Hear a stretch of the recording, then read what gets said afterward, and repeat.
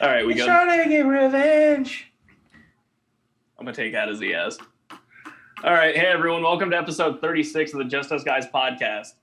The NFL's back. Week 1 is in the books. This is going to be a massive football episode, so buckle up because, we're going to touch on a lot of the storylines, a lot of the things maybe that aren't being talked about that should be talked about.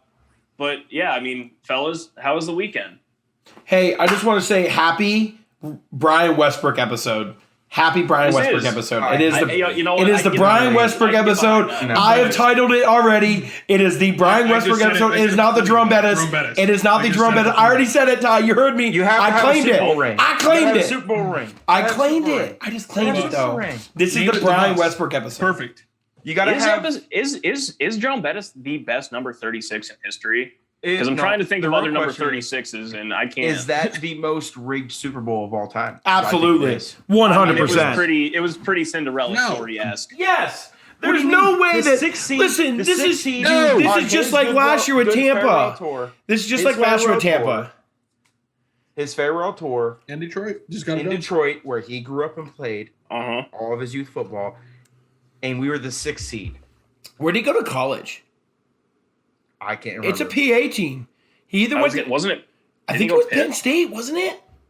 I thought it was not Penn State. If it was Penn State, he'd be the most famous Penn State. No, Franco Harris, bro. Chill. Other than Franco Harris, we just produced Notre Dame. That makes sense. Indiana. Okay. Yep. Yeah. Okay. I thought it was a PA school for some reason, but whatever. No, he did play for a PA football team. I was going to say he's more known for the PA play than it is the Notre Dame play. Yeah, so pretty big. Right. The weekend was good. What did I do this past weekend? We played golf, kid.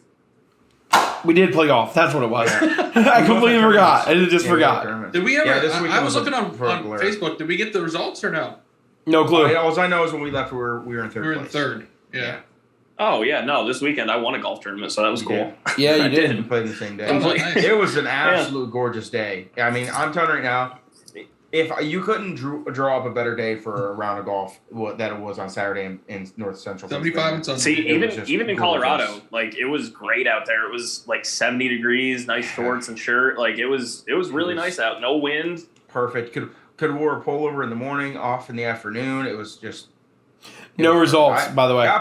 Got pretty hammered on Saturday. Yeah, I drank a lot of beers. Yeah, Jamer on the other hand, got absolutely obliterated. I mean, Jamer wasn't able to talk. Jamer had almost damn near alcohol poisoning in my book. Passed out by 8:00.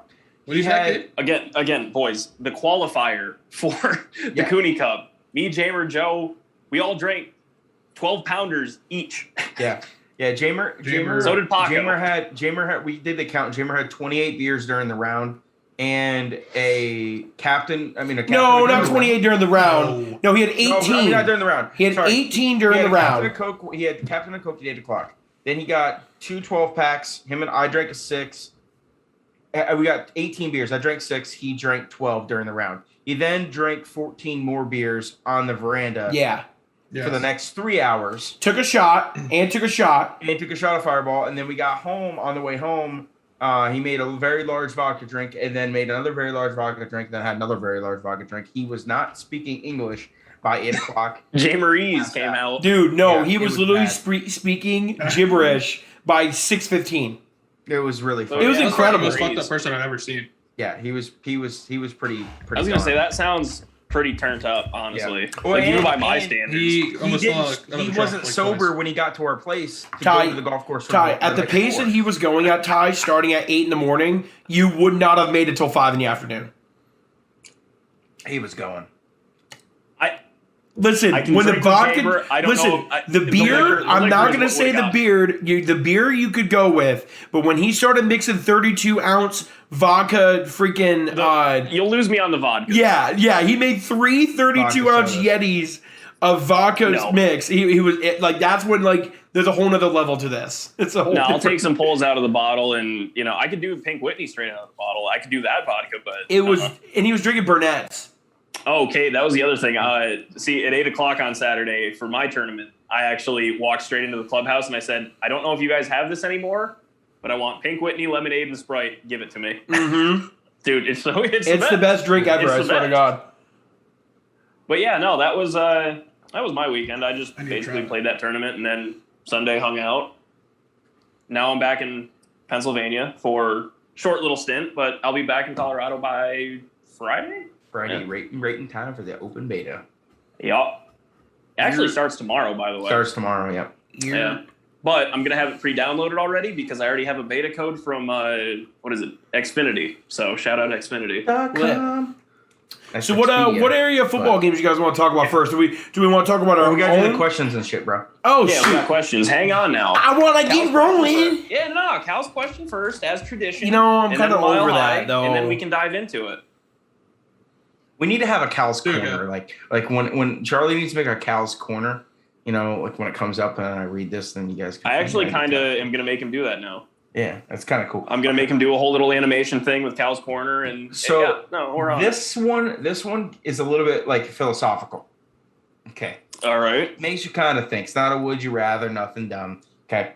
So, you know the saying, the early bird gets the worm. Okay. Okay.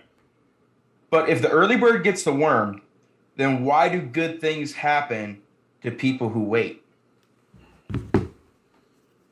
Because being first isn't always the best. That's deep. It's deep. Yeah. It's not about being first. It's about the process. You know what I mean? You learn from the process. You trust the process, right? Yeah, you do. You do trust it. You have to learn from it. Philly don't know more, but we get it. Yeah. You know, it's all about what, like, you know, if you don't win, you could take away so much from the loss. Yeah. It's deep. There's a lot of that going on in the first week of the NFL season. It's a big one. You can learn from 1 week of what your weaknesses are in the weekend and also where your strengths are. A lot of teams learned that this week, and yeah, I thought it was a little fun. The Packers learned that you actually need to practice as a team prior to taking the field in a real game. So that was nice. The Bills learned that not to underestimate one of the best franchises in football. I can agree with that too. Yeah.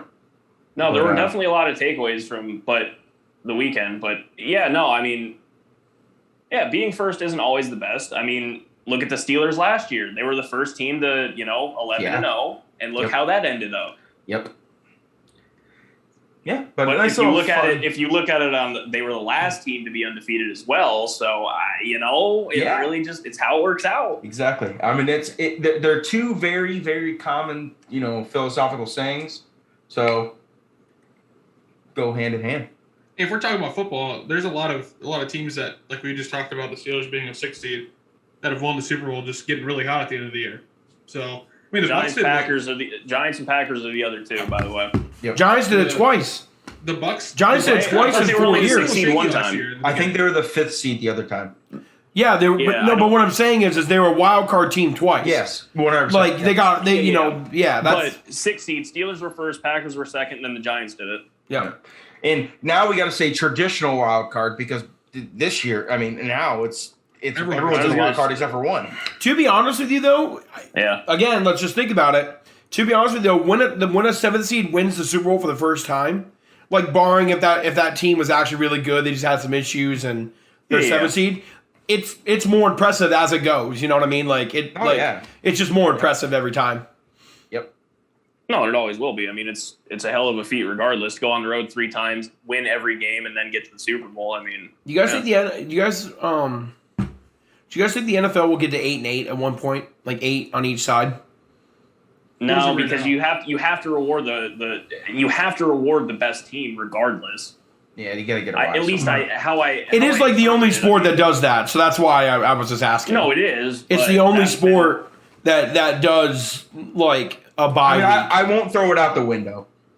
I'm not going to say it's impossible. Just because I just thought of it, just because we brought this up. To be honest with you, why wouldn't they? Because they're going to make more money.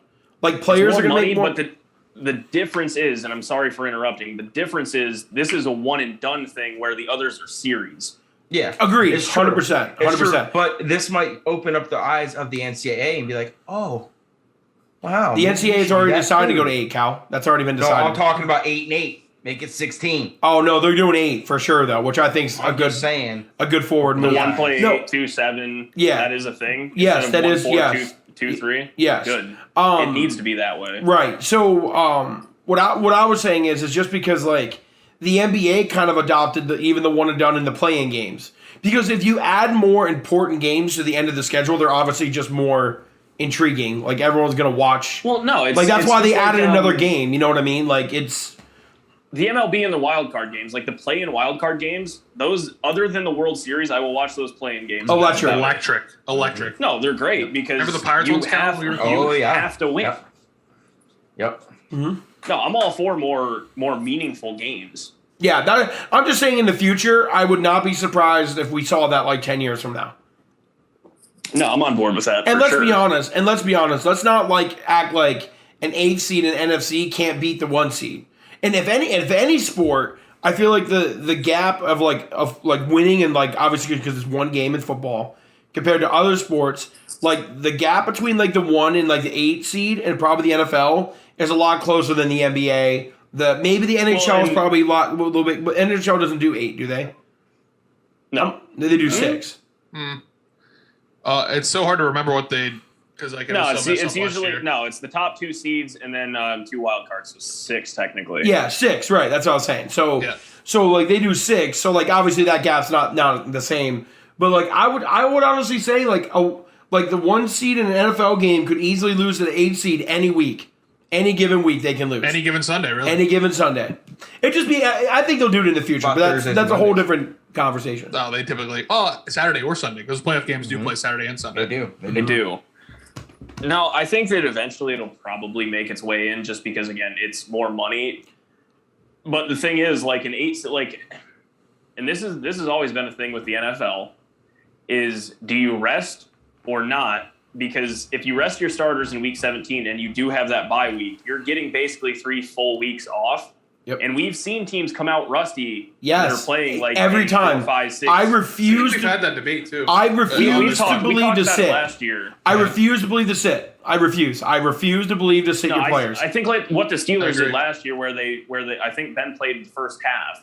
Right. I get that. I'm fine with that. Yep. I just don't think you can set your starters for 3 full weeks. Go through the preparation, get on the field, do your warm up, play the game. Like if you don't play the full, like if you play a couple series, I don't care. But you gotta be playing football. You also gotta think too. This year especially, because this is the the first week. year back. Well, not only that, the first year that too, but this is the first year back that we had, with no fans.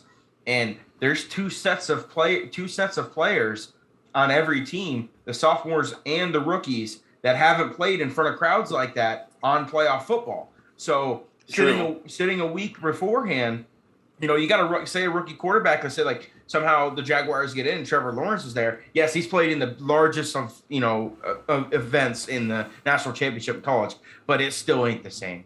It's not the same. It's not playoff football in the NFL. So having that extra even day where the atmosphere's pumping you up and everything like that, getting the feel for it is a huge help too. No, I mean playing in Death Valley and stuff like that's one thing, but then championships and playoffs are always played on neutral fields. So does that really matter? I mean, usually the crowd is split unless you were LSU when you won in the Superdome, and then it was like 75-25. Yeah. But for the most part, you're playing on neutral fields. It's usually a good split. Now, if you play in Jacksonville, or if he has to go play in, I don't know, say they're the 7th seed Foxborough. and they do make they got to play Foxborough or something like play that. Play in Foxborough or go play in Arrowhead. Yeah. No. Not the same. You're not prepared for that. No, it's not the same. No. You're just not prepared for that. No. Yep. No, because and the reason why I'm going to say why I agree with what you guys are saying is because no matter what, in college, Trevor Lawrence, Joe Burrow, Mac Jones, Tua, all these young quarterbacks that have come through, Jalen Hurts, whoever it may be, all have come through. They were definitively the best player on the field whenever they played. The skill gap between them and even a majority of the starters on defense are like not even close. So like you're walking in there knowing you're the best, like you could pretty much do whatever the you want and you're gonna win. Like you can literally do whatever you want. It's not when you go in the NFL, like everyone, like the talent gap's much smaller, a lot more speed. Like because you got to think, dude, majority of college stadiums are bigger than NFL stadiums. Mm-hmm. They are bigger. There are more people. They are. It's just the game style is what makes it so much harder. Because like game style, the talent. I mean, there's a lot of things that go into account. But you're talking about new era. Even going up a new era in Buffalo being that small, that's intense. How that is intense, yeah. And loud. No, Mafia is totally different. Yeah, they're built different. Yeah. No, I mean, like you got to remember, you're taking on talent that most of the dudes on the field aren't getting drafted. Right. Where you're playing people that, like, I mean, dude, Khalil Mack is from Buffalo. Yeah. From Buffalo and is a force. Yep. Like, you're playing 11 Khalil Macks on the other side. Like, dudes that maybe didn't come from the biggest place, but they are those dudes. Yep. You're playing that right now. And that was one thing. This is totally off topic.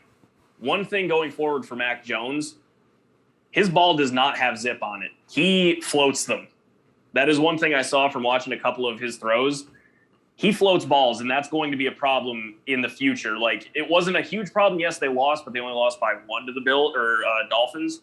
Yeah, but he floats balls. They should have won that game. You play a couple good corners that can actually have some wheels. That ball is getting picked off. Like, it was a 39-yard post route. And, I mean, he floated that thing in there. Like, there was no zip on it or anything, which that can be an issue. But, again, he'll eventually develop arm strength. Arm strength is something you can build in the NFL. Oh, yeah. So we'll see how that works out. It is crazy going from Cam Newton, who throws the ball so fast, to, Mac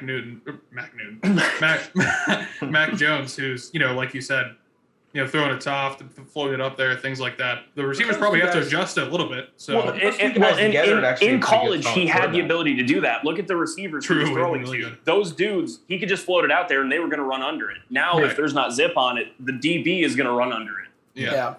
He did play well, though. He did have a good game. No. He surprised me. I was surprised by how well he played. He makes the right decisions. There were a couple questionable ones that I saw, but for the most part, the dude does have a pretty high football IQ. But we can talk about this after the Mile High question, which I'm going to segue to right now, because we're going to be talking about another talented young receiver that unfortunately got hurt. And the question this week is, with Jerry Jeudy out, who fills the void for the Broncos? Who steps up and, is going to demand those targets? For me, it has to be one of two people, because some other people are going to get the ball regardless. They're those dudes already. But Noah Fant wasn't targeted a ton. He needs to get the ball more if he's going to be a productive part of this offense like I expected him to be. And I'm hoping he be, since I drafted him in 2 of my 3 leagues. But also Tim Patrick. Tim Patrick played a ton of time last year, knows the system because they have the same OC from last year.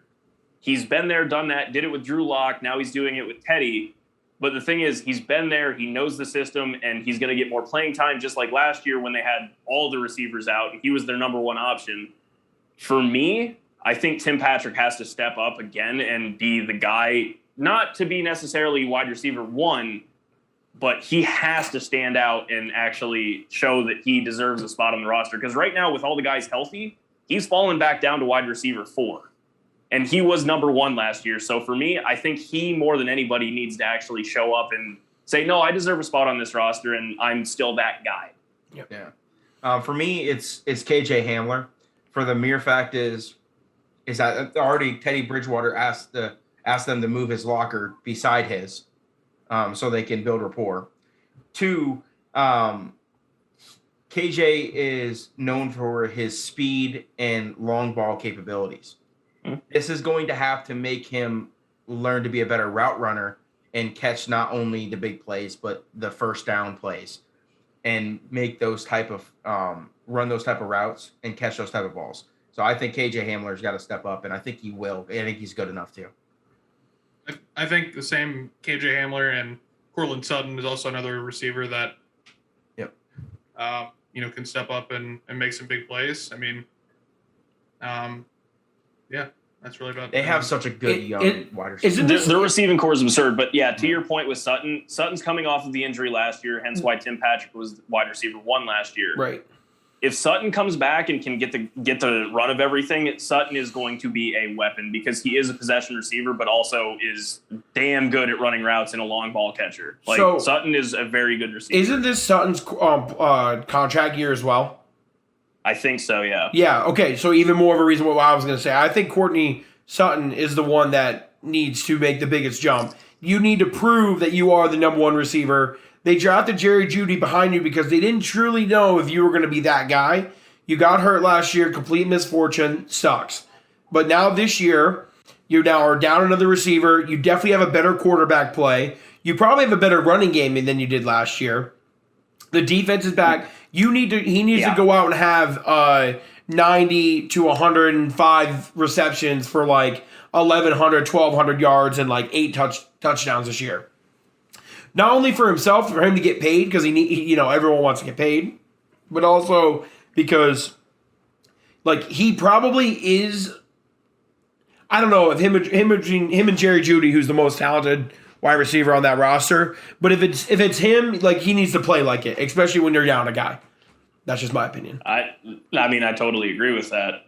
I'm trying to think. I mean, I don't know if you guys saw the one pass from Bridgewater where he escaped like 2 sacks and then rolled out to his right and just threw a dart back across the field. It was on top 10. It was like number 8 on the top 10. I think it was just for the game and stuff where it was and everything. The only thing I actually saw was the Melvin Gordon run. Yeah, I didn't see any highlights of the game. Yeah, if you see it, like I'll shoot you guys that video, but it is absolutely absurd that first Teddy was able to escape it, but whoever caught that ball, get them the ball more. I don't know if it was Hamler. It was either Hamler or Jeudy. I don't know which one it was, but if they can make catches like that, the Broncos are in a really good spot. Their receiving core is absurd. They're literally 4 deep, and they're all under the age of 24. Like, their receiving core is actually nutty. So is Noah Fant as well. Yep. But, with all that being said, I mean, the team needs to step up around it because they are deep. But, again, if now is the time to show up if you want to become the number 1 on that team, like definitive number 1. Yep. But, good question. I was going to say, these are the questions I love. I enjoy talking about this stuff. Well, and as always, thanks for the question, fellas. Definitely. And to, I guess, the spin-off into that, how about the AFC West, boys? No. Not just the AFC West. The West. Yeah, that too. NFC, the entire AFC. Yeah. The West is the best right now. I don't know if anybody can argue that. They are 8-0 after 1 week. Yeah. Which is just bonkers to me. But the West is just in general, I think, in a very good spot. The AFC West after the Raiders game, that was insane. But the AFC West is good. Do we want to talk about the Raiders Ravens game? Bridgewater can manage games, and they're good. Do we want to talk about the Ravens Raiders game? I mean, we can. How about whatever? Lamar Jackson is the Walmart brand version of Jalen Hurts. Stop, dude. He is. Waiting all week to say this. He is. Waiting all week. He even put on his story today. He is. Listen, Jalen Hurts is a better thrower of the football, but Lamar Jackson's a better athlete.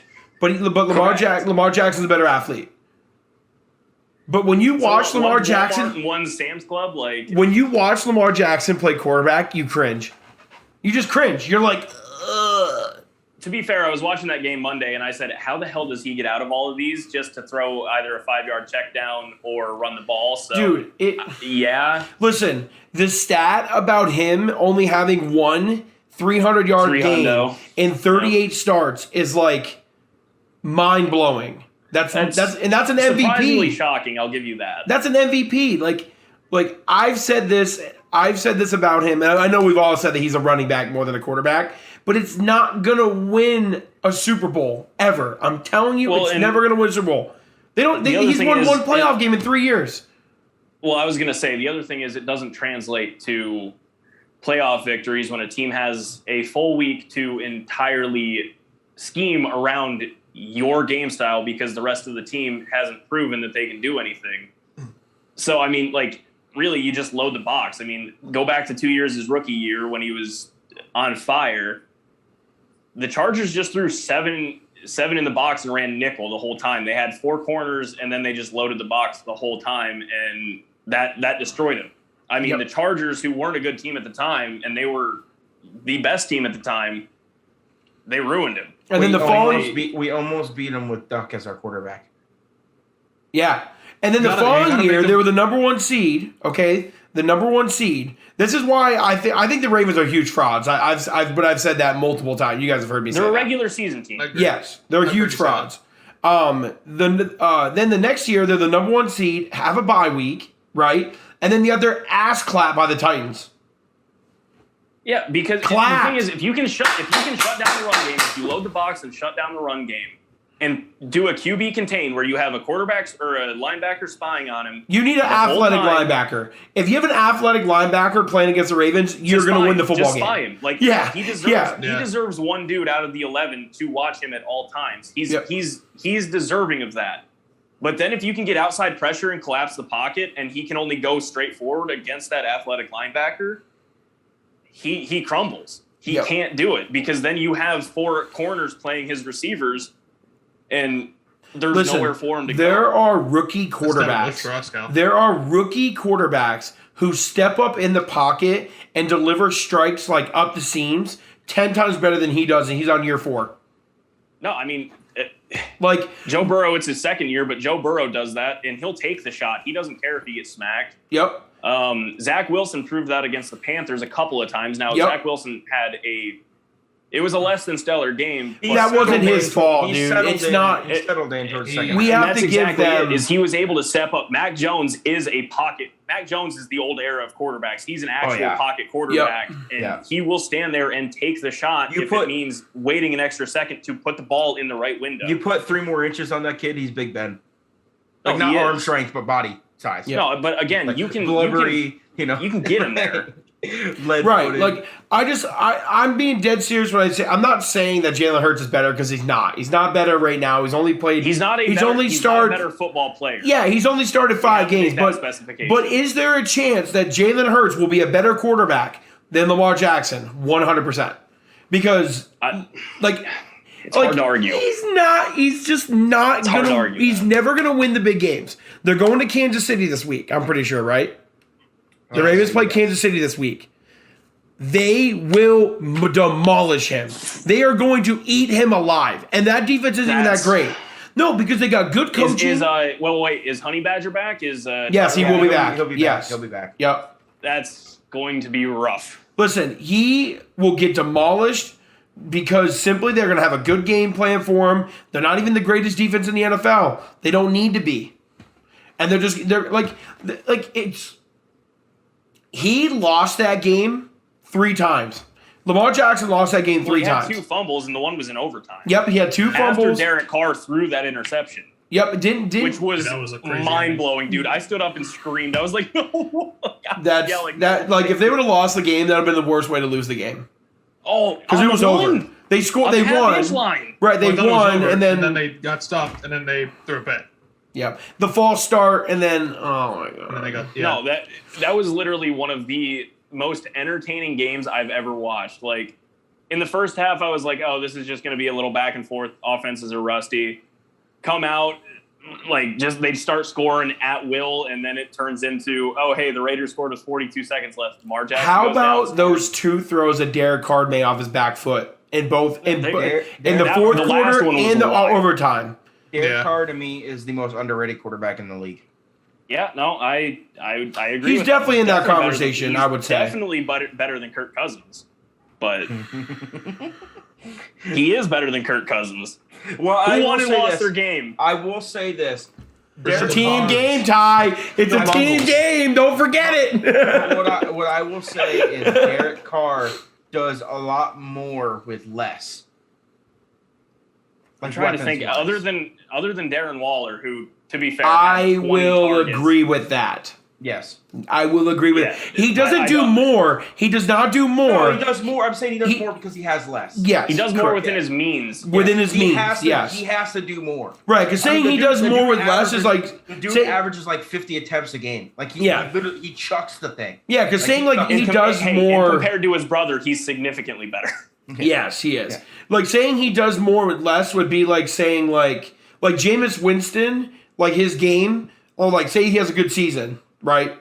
He does more with less than Derek Carr does because he has nobody on the outside. Nobody right now. Yeah. We can't even name a receiver on that team. Famous Jameis Crableg. I don't want to do it. Eaton W. I don't want it. We're gonna get to it, but I don't want to do it, man. I love it. I wish we would have grabbed it. Listen, they got outplayed. The Packers got outplayed. It happens. Eating dubs. They got outplayed in every way. We're not there yet. All right. Okay. Okay. But no, I do agree though that you know what I'm not gonna lie to you. Okay. Let me ask you guys this because you guys know how I feel about this guy. Would you take Derek Carr over Dak? No. I think Dak can do more. I think depending on the team. Okay, so let's just put this in perspective. If we were to flop the two situations, okay. Who do I think is the better quarterback? Yes. I think Derek Carr would do better in as a Cowboys. No, I think Derek would do better. I think Derek Carr would do what Dak does in for the Cowboys, but Dak would never do what Derek Carr does for the Raiders. Yes. So that to me makes Derek Carr better. I don't know about that. All right, let's take hang on. Let's take a neutral team. What do you mean? You got to flop the situations. No. Remove Just Baker Mayfield from the Browns. Who would you rather have on the Browns? Dak Prescott. That team, Dak Prescott. I take Dak. But you put him on the Bengals, I'm taking Derek Carr. I'm hard pressed. I don't know, man, because they have good receivers and Joe Mixon. Listen. All I'm gonna say is, line, just like the Raiders do. Honestly, the Cowboys' offensive line. Anyone with a bad offensive line is going to struggle for sure. Yeah, but Derek Carr does well with that. With a bad offensive line in the entire league, I want Lamar Jackson. All right, listen. Let's just look. I'm just gonna do a half a second of research. I gotta go. Okay, I'm gonna do half a second of research.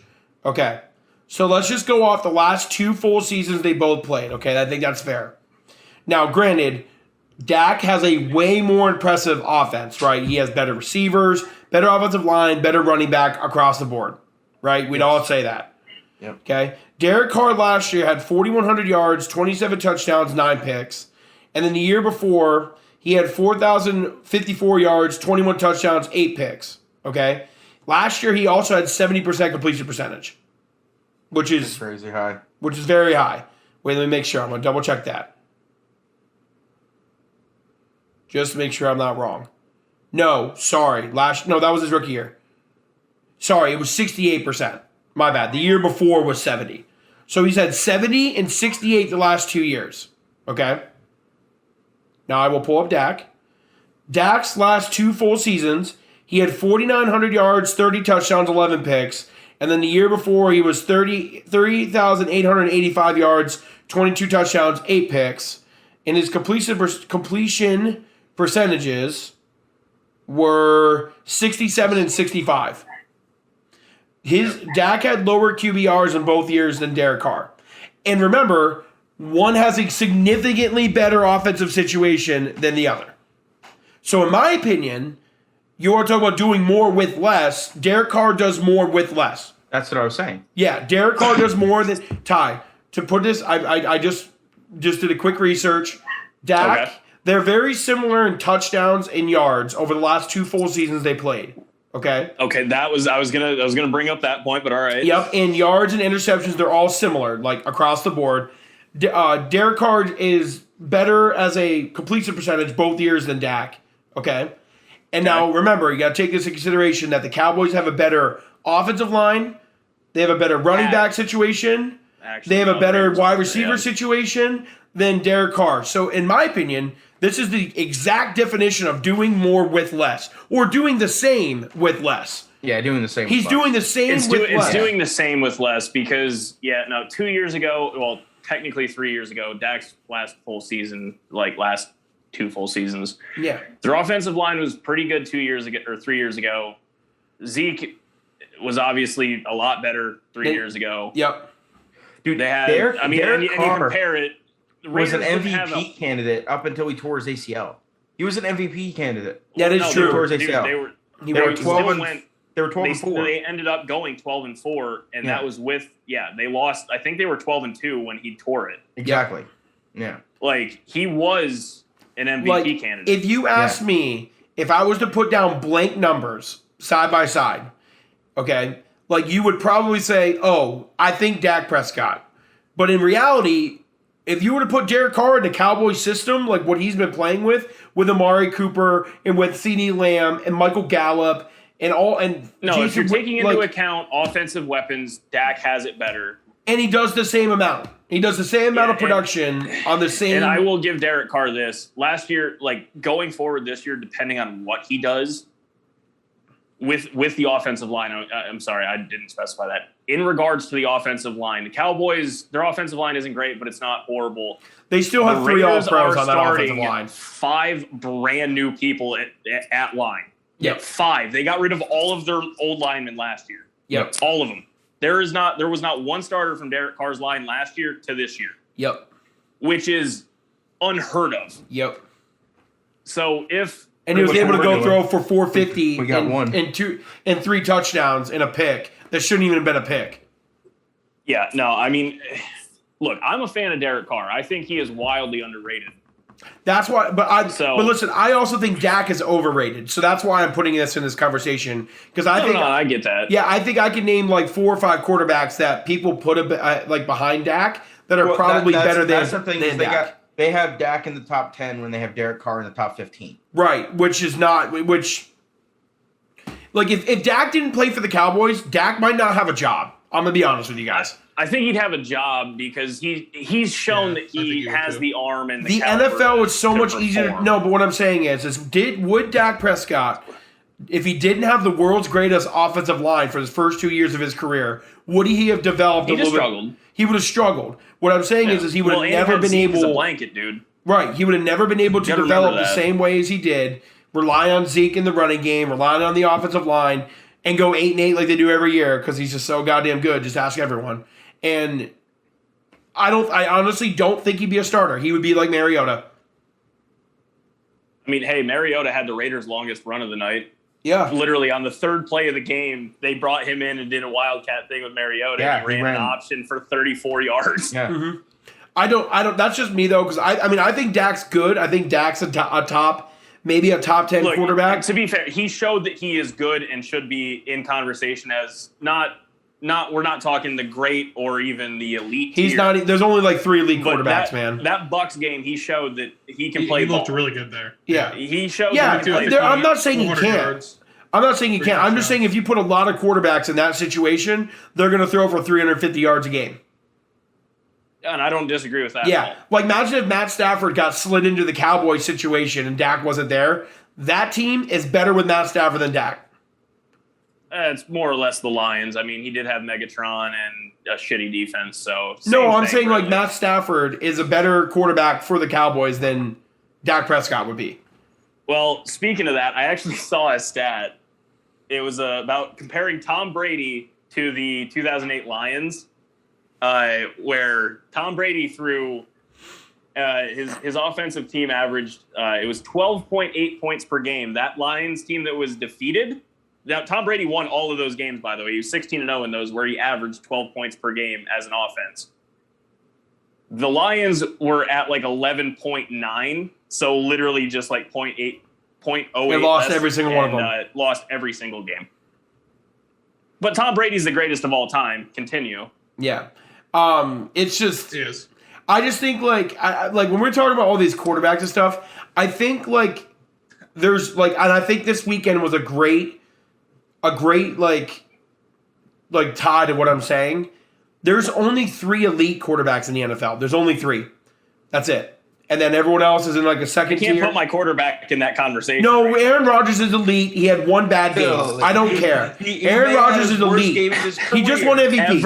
Literally ever. There's 3 elite quarterbacks in the NFL, and that is Patrick Mahomes, Aaron Rodgers, and Russell Wilson. That's it. Josh Allen is not in the elite status. If he was in the elite status, he plays a great week 1 against the Steelers, who were terrible on offense all day. They were bad on offense. He had so many opportunities. Not all day. No, it was all day. It was. Not all day. They scored what? Did they score 1 offensive touchdown? We scored 16 points on offense. Barring an immaculate catch by... okay, how many touchdowns did they score? 1, though. 1. No. 2. Yeah. I mean, I think we scored 16 points on offense. You scored 1 offensive touchdown. But I'm saying you scored 1 touchdown. Right? On the offense? Yes. It was. I know that Deontay had Johnson caught a touchdown. We had 2 field goals, and an offensive touchdown and a defensive touchdown. Deontay Johnson scored a touchdown, and anyone else scored a touchdown. That gets you to 20. What was the final score? 23 to 16. So you kicked 3 field goals. 3 field goals then. So one. Yeah. And okay. So in a 1 touchdown game, if Josh Allen is as lead as everyone wants him to be, he should win that game. Oh no! You should win that game, giving up 1 touchdown. Dude, giving up, you gave up 1 for week 1. Like we'll say the punt is like a whatever moment, like a punt, fumble, touchdown, like it whatever. But if your defense gives up 1 touchdown and a couple field goals, you better win that game.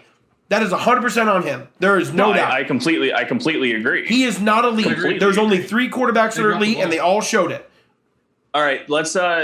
Speaking of that, all right, let's talk about quarterback play from week 1. What were some takeaways? Because I got a couple. Jameis Winston is the second coming of Christ. He completed 14 passes for 148 yards and had 5 touchdowns. Did you see that he's the first player? Did you see he's the first player to ever score 5 touchdowns without throwing over 300 yards?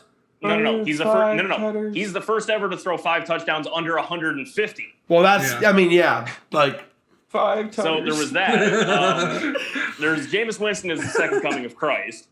Kyler Murray is who we thought he was. He is actually that dude within that system. Kyler's a bad dude. Kyler is very good. Jalen Hurts has the potential, and again, this is just off of week 1. There is potential there to be a very good quarterback in this league. He has the ability to scramble, and he can clearly throw the ball. Aaron Rodgers and Josh can't believe how wrong I was. Took the entire week off. They should have just stayed at home and let Jordan Love and Mitch Trubisky play. It probably would have been better.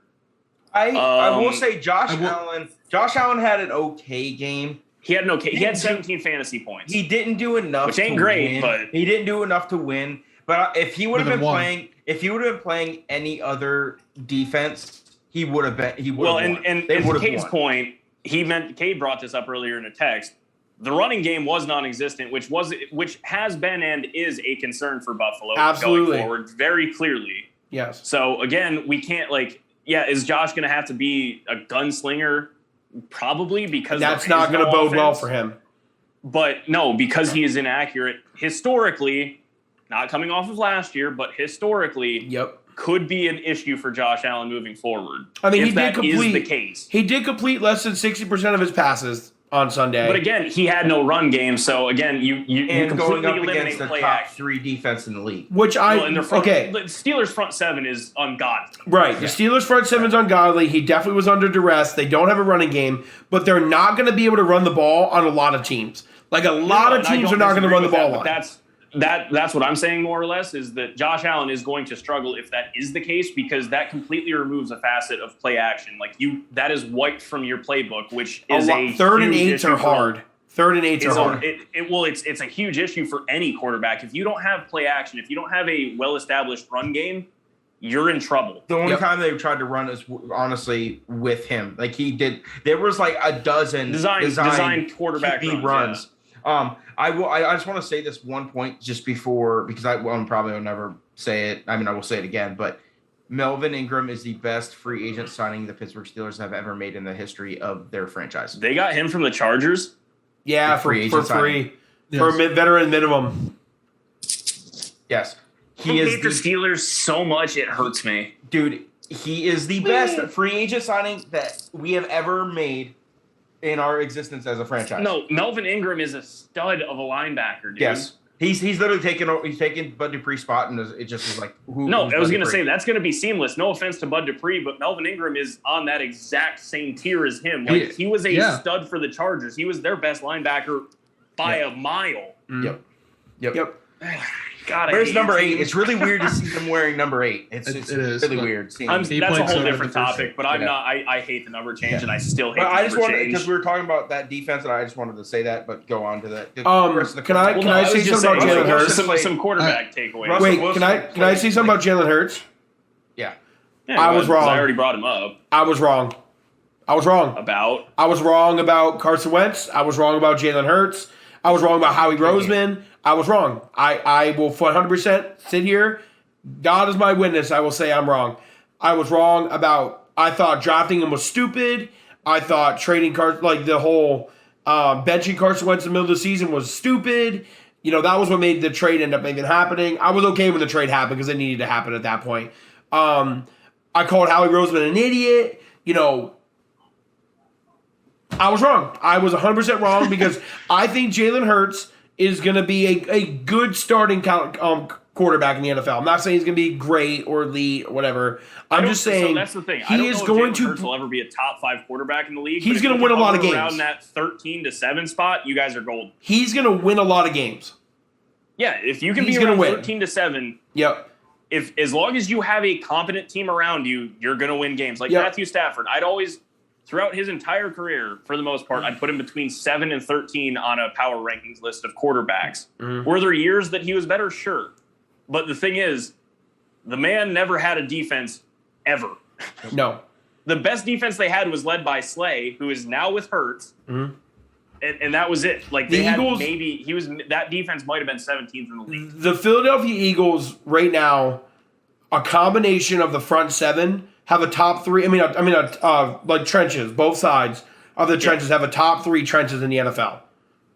They do. They have a top 3 offensive line, defensive line combination in the NFL. They're ridiculous. They rushed 4 every possession, and they had 4 sacks and had like 16 QB hurries. Now, granted, the Falcons aren't great, but they never blitzed one time all day. I'm just saying I'm wrong about Jalen Hurts. I don't care about anything else. I don't think the Eagles are going to do amazing this year. I do think I'm going to hit the over 6.5 win total, which I think you're going to hit that too. I think I'm going to hit. I told Evan, what I said by week 11.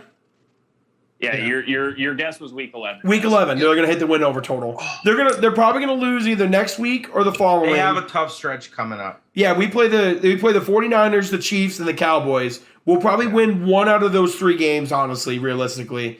And then from there, I think we'll be 2-2, and we're going to win like 3 out of 4 after that because it's against kind of formidable opponents. The other thing is the one quarterback I didn't mention. Stafford is who we thought he was going to be in a good offense. Yep. MVP also, Stafford. Another one we didn't mention. MVP Stafford, baby.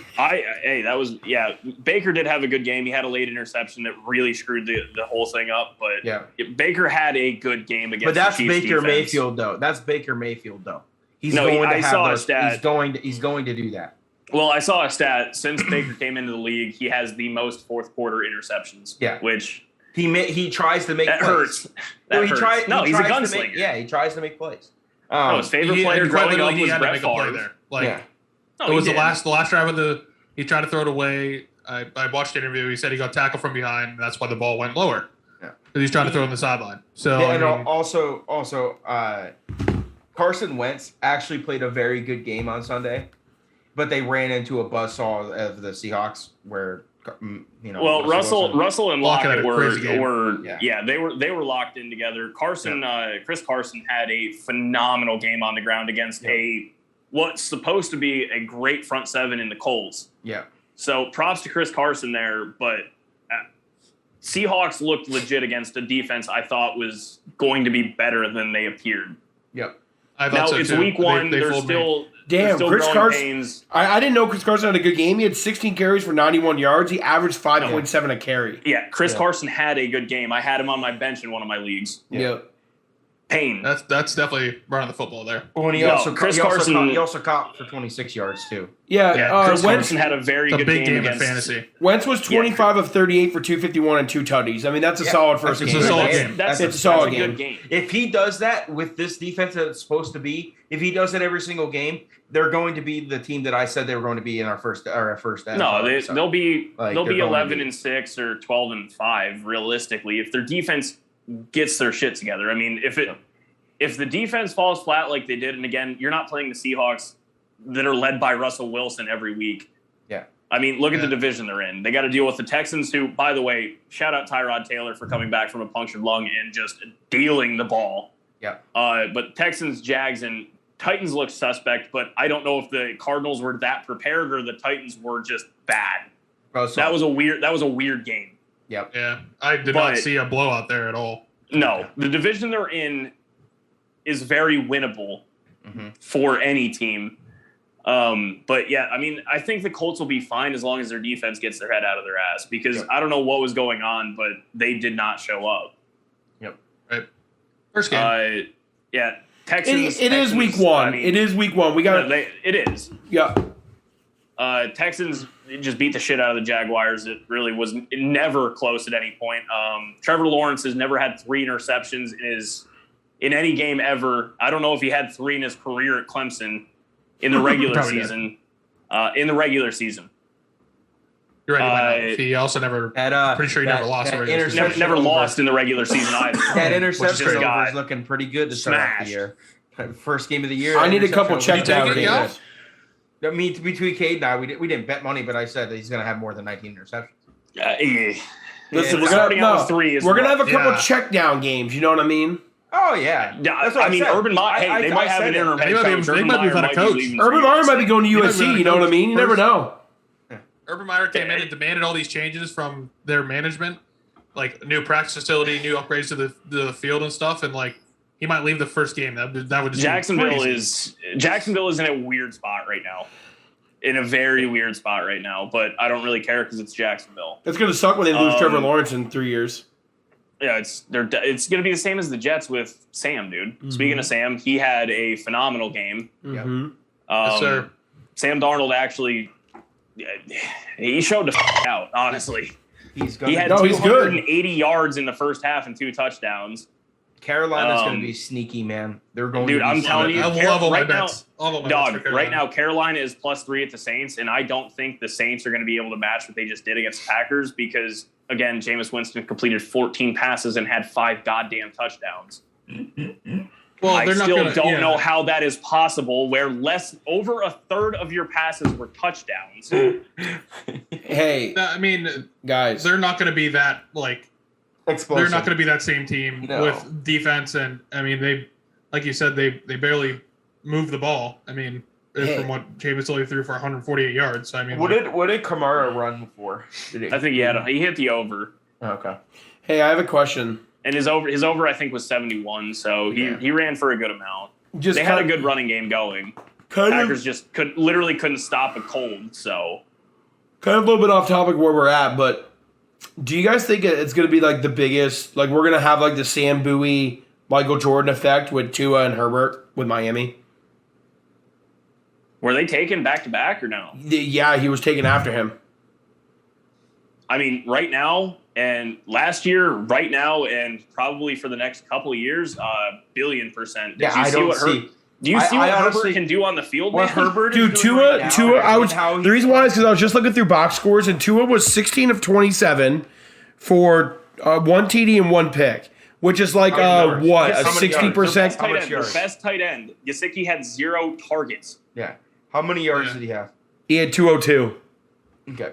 What I'm saying right now, that ain't gonna cut it. No, what I'm saying right now, and I could be 100% wrong with this take. It's gonna be cold in 2 years. At this level that Justin Herbert is right now, Tua will never get to be that point. He'll never get to where Justin Herbert is right now. Yes, I agree. Yep. I agree with that. Justin Herbert is a few years away from being in that elite status. No, if he continues on this, I mean, 34 touchdowns and 4,300 yards in his rookie year. He just came out and. Yes, it was a close game, but he just played. He played a top 3 defense. Arguably the best defense. Yeah, in the league. He played a top 3 defense. He just didn't score touchdowns. Touchdowns. He moved the ball. Like I texted you guys in the fourth quarter, and I just said, Herbert is throwing darts right now. They started at the 10-yard line, and I'm not kidding you. They had a 6-minute drive from the 10-yard line all the way down where they were completing third downs. He was throwing absolute darts. It was phenomenal quarterback play from a dude that's in his second year. Yep. Like, all right, so think about this. What Herbert was doing moving forward in that game was nuts. All right, so think about this. Like, we're just talking about, like, comparing quarterbacks and kind of like stuff. Like, Josh Allen was 30 of 51, 270, 1 touchdown, right? Justin Herbert was 31 of 47, 347 yards, 1 touchdown and 1 pick. 337. Him and 347. Same number of yards, 337. Oh, 337. Weird stat, yeah. Him and Mahomes both threw the same number of yards, 337. Okay, so 337, sorry. So I wasn't looking at it. I was trying to remember it. But either way, like you're looking at the two performances against two elite defenses, right? Like that's what we're comparing it on. I would compare the that was and what I'm saying is the football team and the Steelers. They're pretty comparable. Both front sevens are phenomenal, and secondary isn't super great. Steelers secondary is definitely better than the football teams, but yes, I'm just saying like we're like I'm not comparing the two who's better. I'm just saying like that is a good game against an elite level defense. Dude, 337. What side of the Chargers played? They were playing in FedEx. They were playing in Washington. Yeah. Okay. So which means they're a West Coast team. They were Buffalo at home, Chargers on the road, and the Chargers are from a 3-hour time difference. Yep. And that game kicked off at 1. They started that game at 10. Yep. I'm just the first half was iffy, but second half they started kicking ass. To be honest with you, I really I feel like there's 3 to 4 young quarterbacks that can reach the level of quarterback of let's just say Russell Wilson as the bar of level of ability. I think that can reach Herbert can reach that. Mahomes has already surpassed that. Obviously, I was going to say Mahomes is above Wilson. Herbert can absolutely get there. Kyler, I think, is I would say Kyler Wilson we've seen since Russell Wilson. I would say Kyler and Herbert are the only two quarterbacks, in my opinion, right now that can reach Russell Wilson's status or better. That's it in the league right now. I agree. Trevor Lawrence is way too early. Joe Burrow's way too early. Burrow's early. He's only played 9 games. Burrow could be at that level if he played a full season. And Burrow did look good. But he did. Burrow did look good. But I don't think Burrow ever reaches the level what Justin Herbert's going to reach. I don't necessarily agree with that. I think Herbert's got a higher ceiling. Dude, Herbert definitely has a higher ceiling. I think Burrow could reach that level. I don't think two. Okay, so wait, you're saying at the peaks of their careers, you think Herbert can be as good as you think Justin Burrow could be as good as Herbert? I think both could potentially win MVPs, but the Bengals have an awful franchise. I think that right now where we sit we're not counting Patrick Mahomes. He is not counting. Pat is already on not a counting. level with the second best quarterback in the NFL. Well, Pat's already in year 4, so 5. 4. 5. 4. 4. 5. 5? No, it was 4 because last year was a 3-year thing with Russell Wilson. Super Bowl, win Super Bowl, lost the third year, did the same exact thing. Yeah, because his second season he lost. He got the extension in his third year. Okay. Yes. Yeah, him and Allen are the same years. Yeah. Okay. So what I'm saying is, right? No, Allen's a 5th. No, Allen's not on 5th. He's on his 4th. Allen was going. Yes, Allen is on his 4th season. Yes, they're both on their 4th season. Yeah, they're on the same years. Yep. Yeah. But I thought Kissing Titties and Mahomes were taken in the same draft. With Watson. Allen was drafted. No, Watson was a 5th year. Wait, I think this is Pat Mahomes' 5th year. Yeah, I think it's this is Pat Mahomes' 5th year. Because this is Sam Darnold's 4th year. This is Baker's 4th year. This is Allen's 4th. Allen was with Lamar Jackson, Baker, Sam Darnold, Baker, and Rosen. Yep. Got it. Yeah. That was the 5. Yeah, it was an insanely packed draft class. Yeah. Yes. Okay, but what I'm saying is I think when we look at the NFL over the next 10 years, obviously Aaron Rodgers is going to fall off. Russell Wilson is going to fall off. Pat Mahomes will still be there. As I'm saying those are the definitive 3. No, I mean Pat's going to be the bar for a very, very long time. Right, I'm not counting him. I think the second best quarterback in the NFL for the next 10 years is Justin Herbert, and I think the third is Kyler Murray. Again, I like Joe Burrow a lot, but those are fair statements. I would agree. I mean, probably. Yeah, and I'm not saying Joe Burrow can't be in that top 6, top 5. I'm just saying I don't think they're going to be better than that. I don't think you'll reach that unless the Panthers just get a lot better as a team. Sam Darnold could definitely be a top 10 quarterback in the NFL in the next 10 years. Well, by default, Sam Darnold could be a top 10 quarterback after this season. Sam Darnold could be a top 10 quarterback after this season. Wait. See, that's what we can't do though. We can't do the same thing we do.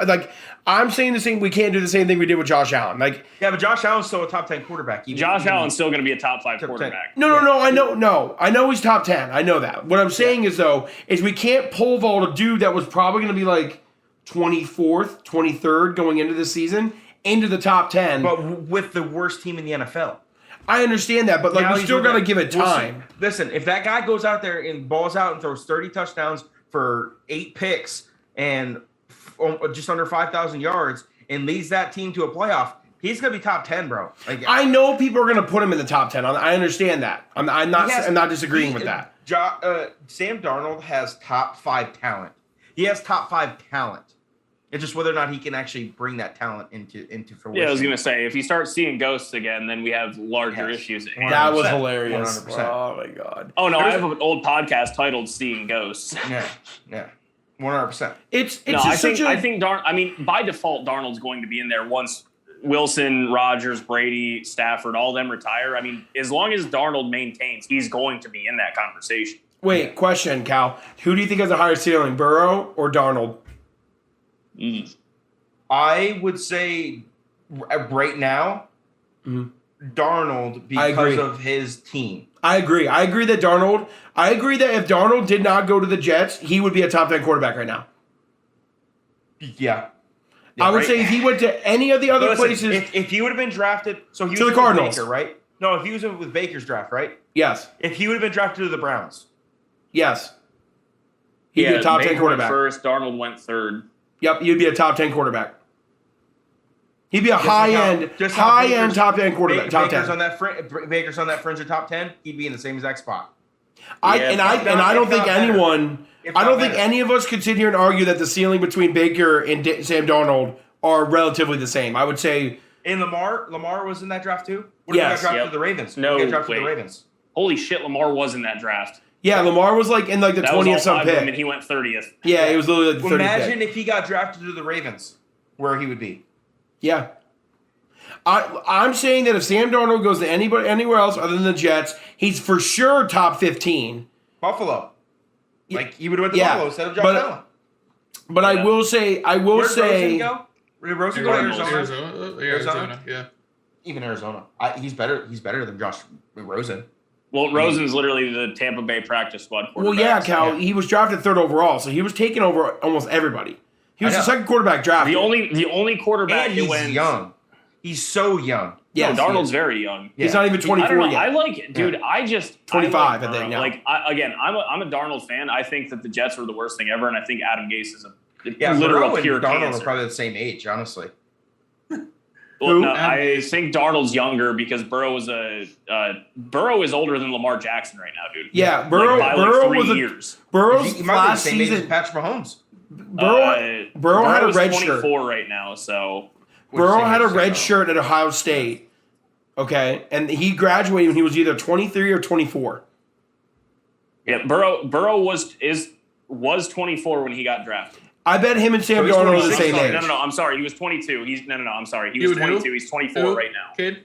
So he's 24 I think right now. Sam Darnold and Joe Burrow are the same age.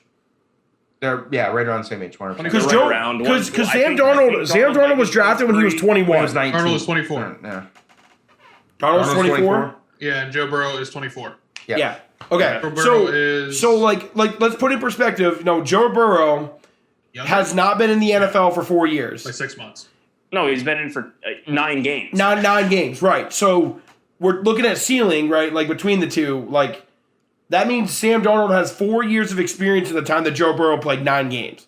Now, So, like, I will that's say- why I'm saying I like Burrow's ceiling more. well, the one thing I will okay, say that's about Burrow- that's an interesting way to I look like at Burrow's it. ceiling Well, the more. one thing I will say about But Burrow the thing is, I hate Well, where that's he is. what- that's what I I'm gonna- hate the Bengals, dude. I'm gonna piggyback Yeah, off the that. Bengals are like a bottom 3 team in the league, like as a Bro, franchise. also- They're saying, franchise. I'm gonna- No, franchise. Franchise. That's what I'm saying. as a franchise. I'm gonna piggyback off that where Darnold started off with the worst franchise in football. Yep. Okay, arguably the top 3 worst franchises in football. Burrow starting his career in bottom tier of He's starting in the franchises basement as football. well. Okay, but the difference is Burrow's already doing better than what Darnold did. I mean, he's only played 9 games, but he's already doing better than what Darnold did. But I will say, Burrow doesn't. He has a bad offensive line.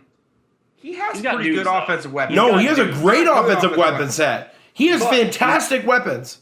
Yeah, but Mixon, now, Jamar, Providence- like he's got dudes out there, but the thing is, it doesn't matter if you can't throw the ball. Well, if you have less than 3 seconds to throw a ball, that means your dudes can't run routes. And on top of it, he's also behind the 8 ball because of they're starting at the same. They're the same age, but Darnold's got 4 years under his belt already. Right. Where he only has a half a year, half a season, and they're the same age. Personally, I like Burrow's ceiling more.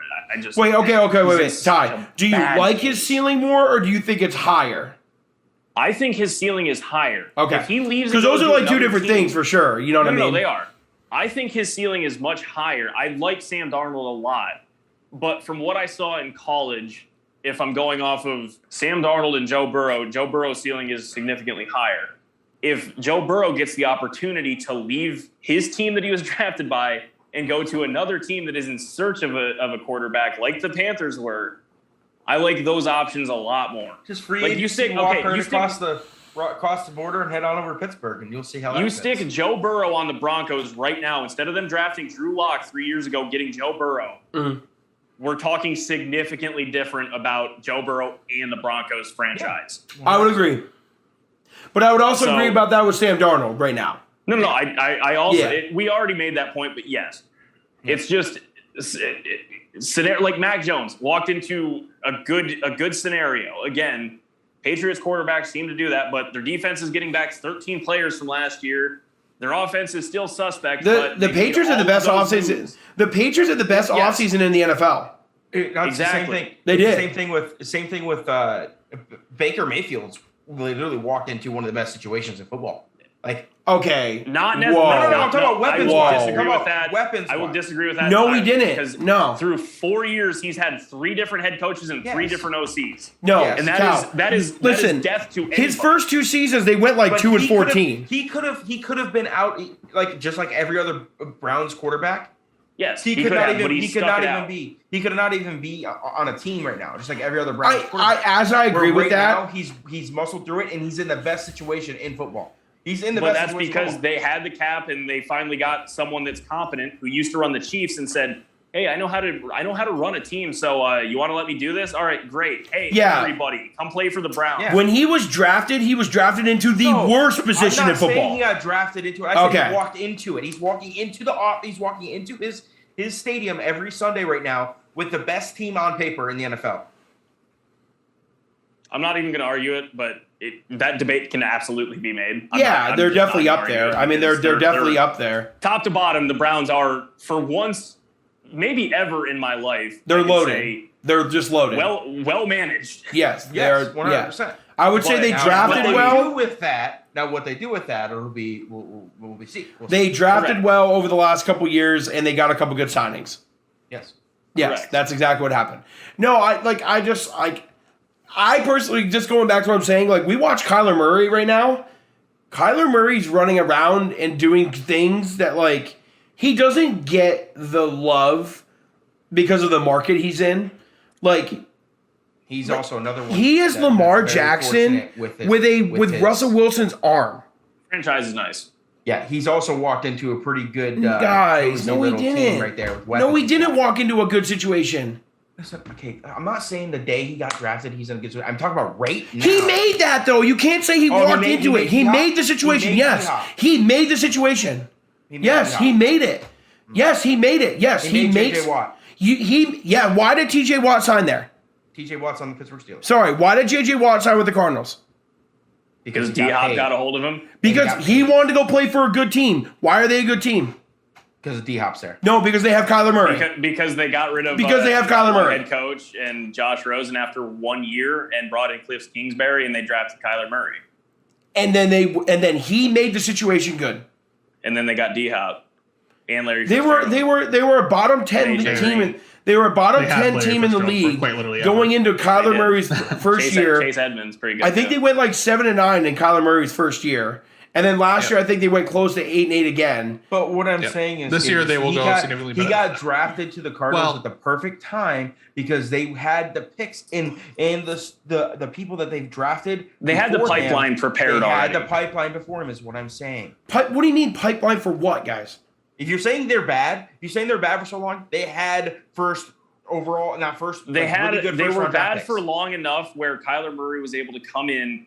And where people are developed. Give them enough of a boost to say, all right, hey, we're really good. D-Hop, hey, we're going to rob the Texans really quick. You want to come? All right, cool. Come over here. And then pieces fell into place. Like the Cardinals defense, even in the year they were awful with Josh Rosen, the Cardinals defense was never bad. They still had Patrick Peterson. Like they had dudes on the other side, but then the offense never produced. I agree with that. But they were a bottom 10 team in the league. And after 2 seasons going into the third season, they haven't made that many moves to like all of a sudden like pole vault. No, but you draft people long enough with top 10 picks, eventually they start to become something. Yes. I understand that. But what I'm saying is that Kyler Murray is making the Cardinal situation more attractive for everyone else. No. If Kyler Murray wasn't there, there is no Cardinal situation. Nobody wants to play there. No, if you have Drew Lock at quarterback instead of Kyler Murray, no one wants to play there. We're not arguing that. Yeah, J.J. Watt only signed with the Cardinals.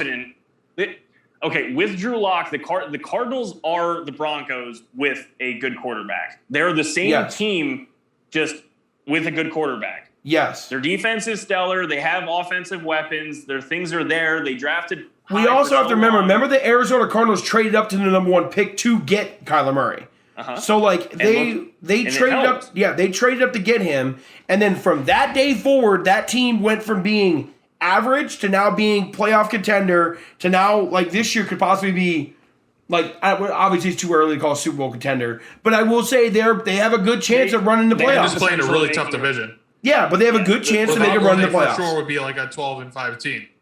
But who knows with their division? You know, they were playing Kyler 6 games out of the year. Walking into a great situation was Big Ben. Big Ben walked into a top 3 organization in football, top 10 organization of all sports. He walked into a historic defense, a very good head coach, and a great general manager with one of the best ownerships in the NFL.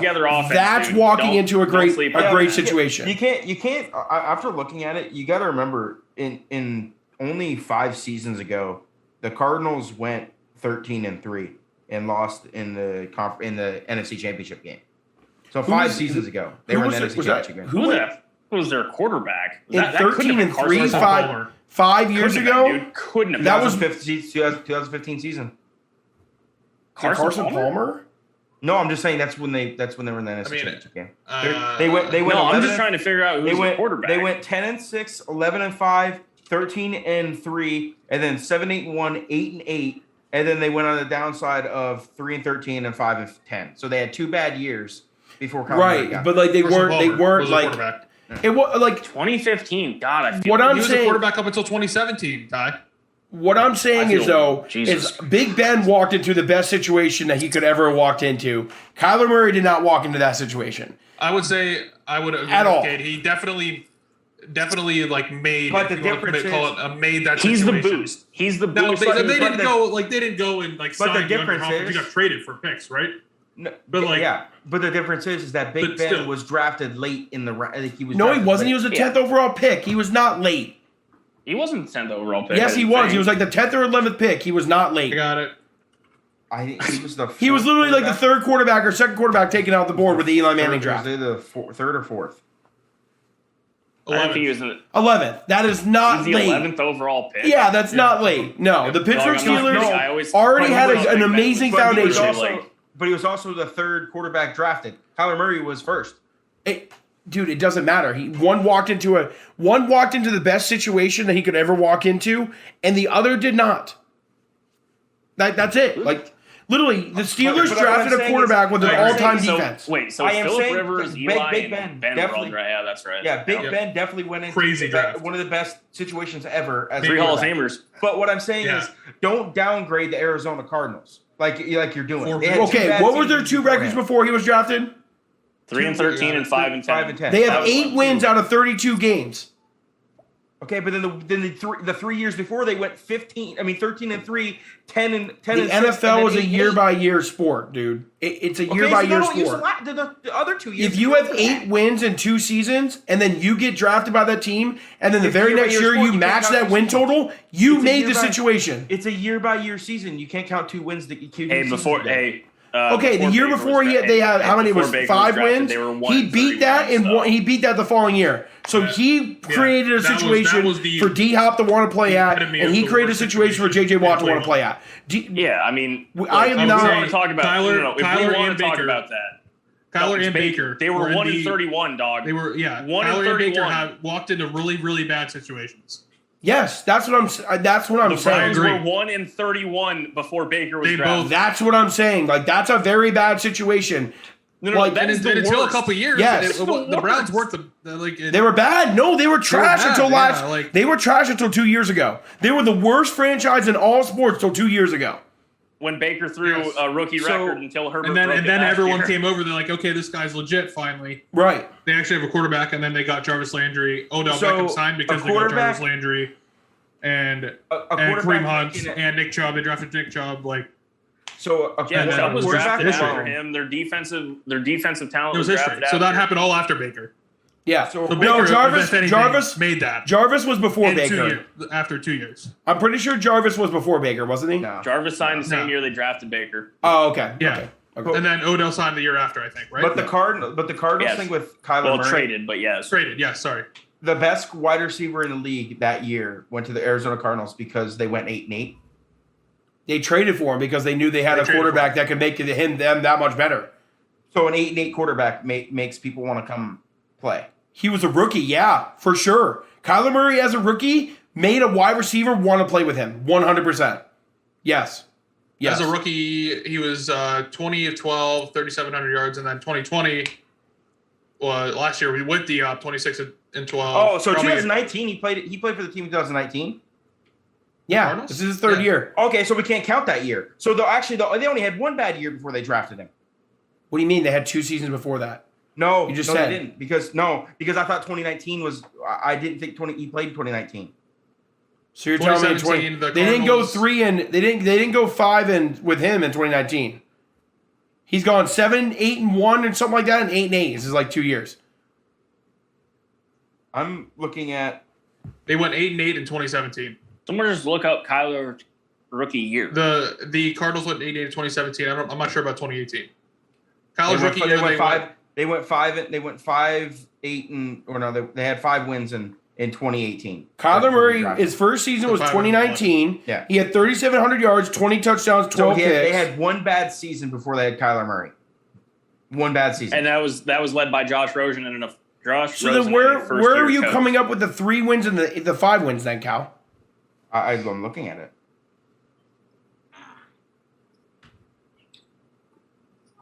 They had 3 wins, 3-18 in 2018, and 5-10 in 2019.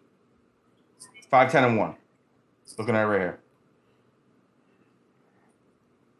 8-8 in 2017, 3-13 in 2018, 5-10-1 in 2019. Yeah. And then 2020. So he was 5-10-1 that year. I thought he was 7 I thought he went 7-8-1. So 5-10-1. They had one bad season before he got there. They were a 500 team before he got there. Yeah. So not a bad situation to walk into. Not that bad of a situation to walk into. I'm gonna say a team that went 3-13 the year before is not a good. With a new head coach coming in the following, they fired a coach after 1 year. I'm not. But they fired him after 1 year. They had one. Okay, so they had one bad year. They fired a head coach after 1 season. Because that's not him good. And the rookie, because they didn't like him and the rookie that they drafted, so they brought in a new guy that they wanted, and that new guy got his guy in Tyler.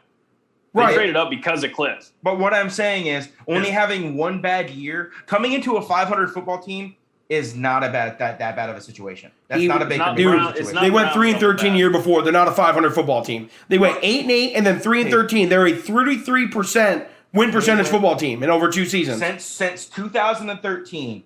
They went 10-6. These are Cal. Kurt Warner was playing for these teams. He's retired. Cal. Let me finish, dude. Let me finish. That's such a bad point. No. Kyler Murray was 15 years old.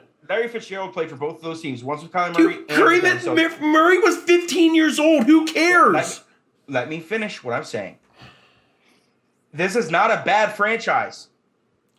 Bad situation. 11-5, 13-3, 7-8-1, 8-8. And then they had the one bad year, 3-13. If you take a 7-year span and have one bad year, I think pretty much every team would take that. I would say not a bad situation. I would say a team with two seasons had what? It was 3 wins and then had 8 wins. They had 11 wins out of 32 games. That's a 33% win percentage. That's not a good situation to come into. He's not coming into a winning team at the moment he was drafted. They're sub 500. Every quarterback drafted in the bottom 10 comes into a team that's not a winning team. Typically, so every quarterback drafted in the top 10 it comes into a bad. When Josh Allen was drafted, I'm pretty sure they literally went to the wild card game the year before. So that was an example where top like 10. They were not. They were definitely a winning record. In a bad situation. Yeah, they usually are drafted into bad situations. Yes, that is the point. Quarterbacks who are drafted early in the draft are drafted into bad situations. Big Ben was 11th, but he walked into that was one of them. That was one of them. That's the Big Ben outlier. That's definitely an outlier, Cal. Like that's definitely an outlier. Like I don't see how we don't all think that if you get drafted to the Browns like you did for the 20 years they drafted quarterbacks, you weren't getting drafted in a bad situation, or the Lions, or the Jets. And you're shitting on a team in Arizona where they had one losing season out of 7 Cal, 2013 was almost 10 years ago. Kyler Murray was 12 years old. No one cares. We're talking about franchise, Cade. Yeah, but Cal, so much things can change in 10 years. Franchise. So much can change in 10 years in a franchise. So much. Not if you're a good one. Tampa Bay 10 years ago was not a good franchise. They got Tom Brady, now they're considered a good franchise. Not if you're a good one. Because they drafted so well for so long, their defense got really good. The same as Arizona. Yes. Thank you, Ty. Dude. All right. I don't care. I don't really care because I don't think a team who switched two coaches in 3 seasons, well, actually 3 coaches in 3 seasons, and went 11 and 33 in that, 32 in that stand, I don't think that's a good situation. Okay. That's just me. But before that, they went 34 wins in 3 years. Okay. So if you want to combine years, I can combine years too. That's what I'm saying. I'm not combining years. I'm just saying that they had 3 different coaches in 3 seasons. You just combined 2 years. No, I'm not combining seasons. I'm saying that in 2017 they had a different coach. 2018 they have a different coach. In 2019 they have a different coach. That's all I'm saying. That's not combining anything. That's just saying that they had 3 different coaches. 11 wins. You said they had 11 wins in 2 years. You combined. That was I'm combining that, but I'm talking about the coaches. You combined years. Okay, but I'm talking about the coaches. Like, listen to what I'm saying. I'm saying 3 different coaches in 3 years for a quarterback to be drafted there is not a good situation. Would we say Baker was drafted to a good situation? No, he had 3 different coaches in his 4 seasons. That's a bad situation. Like, did Matt Stafford get drafted to a good situation? The Browns and Arizona aren't the same, bud. They're not the same. No, I'm not saying they're the same, but I'm saying a team that had 3 and 13 and then drafting the next season is not a good situation. They had one bad year. I mean, that's just my opinion. That's just how I look at it. I would view that about a lot of teams in the NFL. So I would say Jalen. I would say right now, if the Eagles would have drafted a quarterback, they would have said that he would have been drafted in a bad situation for a team that went 4-11-1 with a new head coach coming in. Questions about management. Yes, I would say that the Eagles were a bad situation coming into this. Got drafted by a bad franchise. I never called the Cardinals a bad franchise. Yes, you did. No, I'm saying it's a bad situation. Yes, you did. Yes, you did. I never said they were a bad franchise. Yes, never said that. Yes, you did. I never said that. Yes, you did. No, I didn't. I said they're a bad situation. Clip it. Go for it. Clip it. But I never said bad franchise. Know what you're saying anymore? They were a bad situation. I would say that. I would say that about the bad situations that I would think of right now. Joe Burrow got drafted in a bad situation. Yes. They have continuously and the Cincinnati Bengals have had good seasons before him. Continuously bad. The Jets quarterback. No, the Bengals are not continuously bad. They just made the playoffs the Bengals just made the playoffs like 3 or 4 times with Andy Dalton, and Joe Burrow still got drafted into a bad situation. Yes, 100%. I'm gonna make a claim. So you guys are. This is kind of way off topic. I never said he got drafted in a bad situation. I said he got drafted to a bad franchise. I never called the Cardinals a bad franchise, and I can go back because I have the recording. You guys remember how young I'm switching the topic here a little bit. You guys remember how young I looked in college my freshman year? How young? I was watching a little bit of the Jets game or the highlights. Zach Wilson. Oh my gosh. Zach Wilson's very attractive. He looks like he's 12 for sure. Zach Wilson could steal any girl he wanted in college. I'm sure he did. He went to BYU. He didn't do shit. I'm pretty sure he went to BYU. Yeah, he didn't do shit. True. He still did. He has a baby. No shot. No shot. Mormon's have multiple wives. Still pulled. Religion. Anyway, because we have to touch on this as much as I don't want to. Also, Aaron Rodgers played like dog shit. Jameis Winston is the second coming of Christ. Packers better get the shit together against the Lions. If they lose the Lions, I think the Lions will be a good game Monday night. A good confidence builder for the Why Packers. is that a Monday night game? By the way, Jesus. not going to sniff anywhere near the 11.5 that they're favored by because they just lost by 35. They scored 3 points and they're favored 35. by 12. I honestly thought about I contemplated Aaron Rodgers but I'm is going to throw for 6 touchdowns. Am I actually going to take the Lions here plus 11.5? No. Aaron Rodgers. Dude, I thought about it. Aaron Rodgers. I thought about it. He's going to throw for 6. He's going to throw for 6. He might. Aaron Rodgers might just come out in full revenge mode, and Tay might rip off 3 touchdowns. It's in Green Bay. It's Lambeau's opener. He's so throwing 6. First game back full capacity because playoffs weren't full capacity. If they lose to the Lions, Aaron Rodgers lots of cheeseheads there. If the Packers lose to the Lions at home this week, well, I think he might Aaron top the Rodgers season. Aaron Rodgers booed for the first time in Lambeau Field.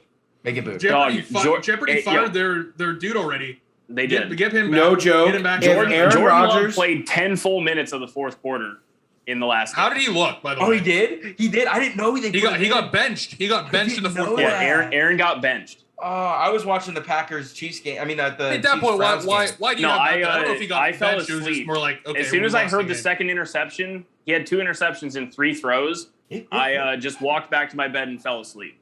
That happened at Tampa last year, too, I'm pretty sure. Yeah, no, Tampa's opener, they lost 38-3 to the Saints. So Super Bowl, let's go. But then the next week he threw for like 5 touchdowns. So I'm telling you, he's gonna lost 48-10 against Tampa last year. Yeah, but 2 picks. The thing is though, is like if they were to lose, if the Packers were to lose, he retires on the spot after the post game, and he's on Jeopardy by Monday.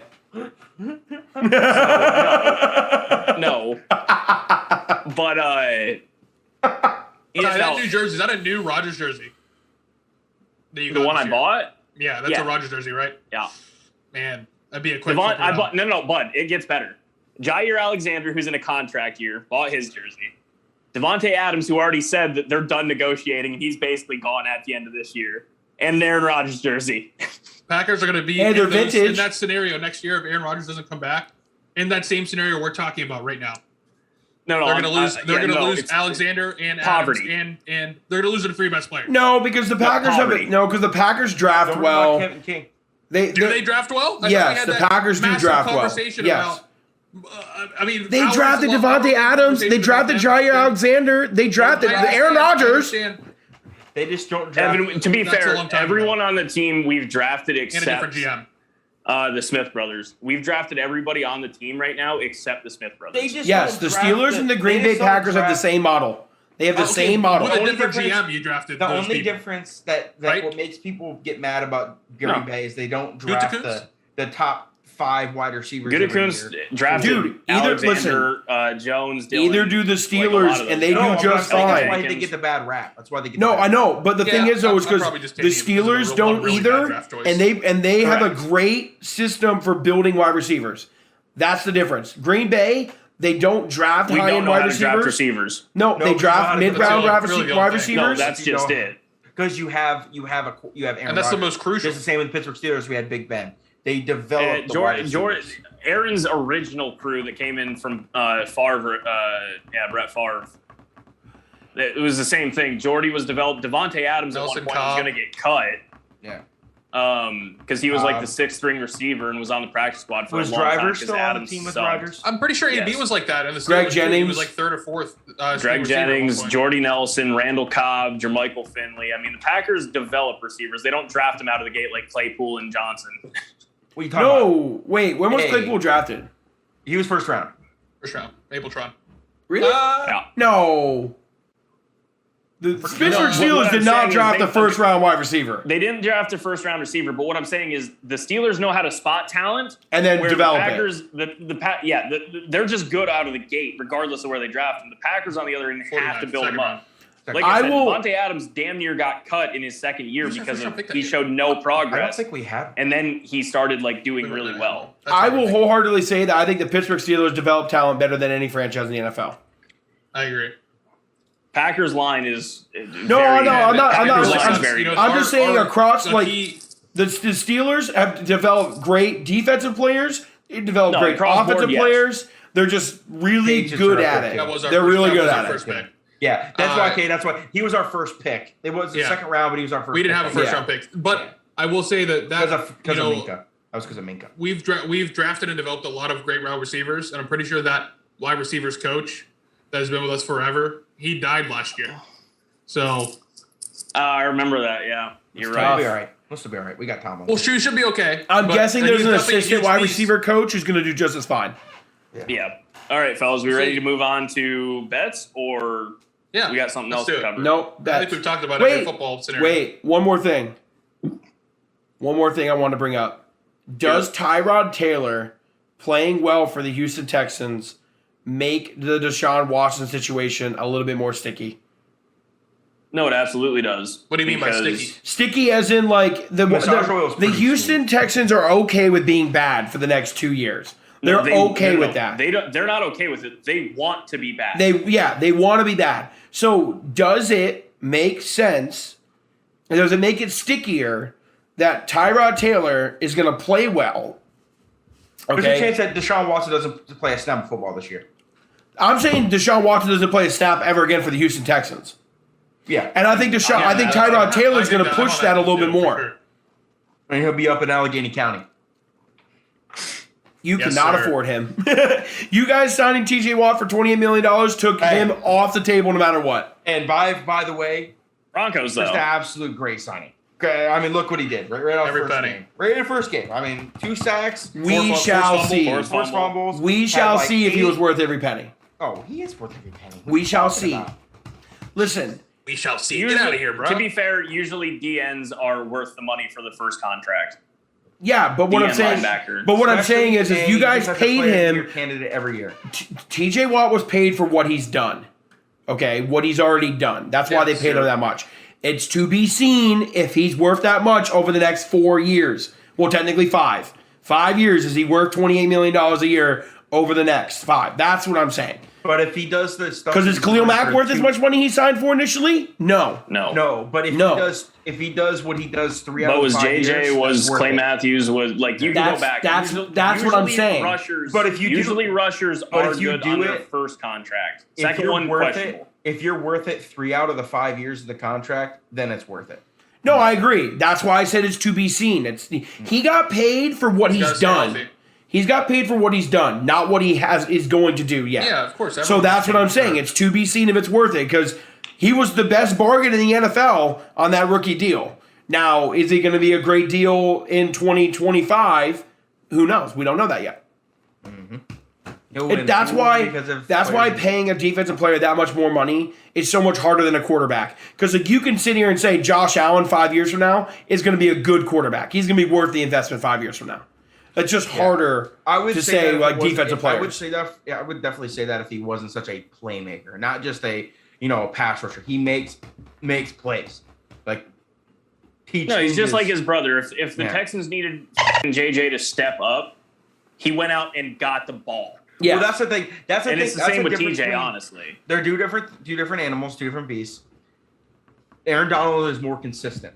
Okay, where he is every play down the throat of the quarterback. Yeah, no, he's in their mouth every play. Has he ever faced a major injury before, Aaron Donald?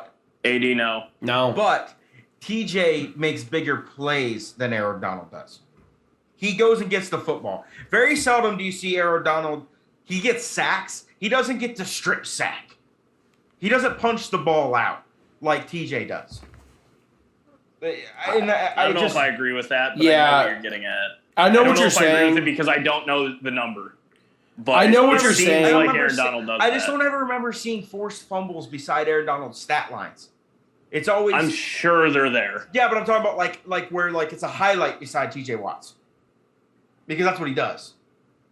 Yeah, I just don't know the numbers, but I have to assume AD has a lot of forced fumbles. I'm just saying AD's more consistent and TJ's more flashy. He forced one last year. He forced 4, 2, 4, 5, 2, 0, 2. He had 5 in 2017, 4 last year, 2 in 19, 4 in 18, 5 in 17, 2 in 16. So yeah, he eats people. Let's see TJ Watt. I'm already here. I got it. While you're doing that, forced fumbles from TJ Watt was 1, 6, 8, 2, 1. 8 in 19. Yeah, 8. 8's a lot. And he has 1 this year after the first game. 8 is a lot, but to be on fair, pace for 17, 5, baby. 4 is pretty good. On pace for 17. For the position that Aaron Donald plays, it's more impressive to get 5. That's really what I'm saying. fast. That's what I'm saying, because the way the position he plays, it's harder to make that game. No, it's just go swallow. TJ has interceptions too, by the way. Oh yeah, TJ's coming around and just rounding. That's what I'm saying. Aaron Donald to me is the best player in football. Which, by the way, he turned 30 this year, which is kind of crazy. Mm-hmm. He's still really good at football. I know, but it's just kind of crazy. Also, Aaron Donald's already Chandler 30. Jones with 5 sacks in his first game. Yes. He's on pace for 85, baby. Dumbest shit I've ever heard. They literally ate them alive. Dumbest shit I've ever heard. They ate them alive. To be honest with you, he's going to make a really good run at Defensive Player of the Year. No, that's what. Because the year before he got hurt. Last year he was hurt all year. The year before he had almost 20 sacks. Like he's an animal. And now he's got JJ to back him up, so you got to pay attention to him too. Yep. There's so many good lines out there right now. All right, I gotta go look at bets. I was gonna say I got. There are actually not good lines out there. I like what I'm seeing for a lot of them. Guys, I don't know if you saw, but underdogs were 12-4 this weekend. There was the most. It was the. What do you say? It was tied for the most. Underdogs were 12-4. It was tied for the most week 1 win outright underdogs teams in the last 20 years. This tied for the most. There was straight up absurd. 8 or 9 outright underdog wins. All right, I got my 2. Which, by the way, if I'm making bets at this point, just bet against me because again, I'm on. Did you lose again twice? What do we want to call the Panthers? 1-1. I'm calling it 1-1 because in the past when we tied, that means you won the bet. You didn't lose money. I just didn't win my money. You didn't lose the money. You predicted it correct. You predicted it correct. That means that you got the bet correct. If it was a parlay, you won. You still won money. You lose the odds though.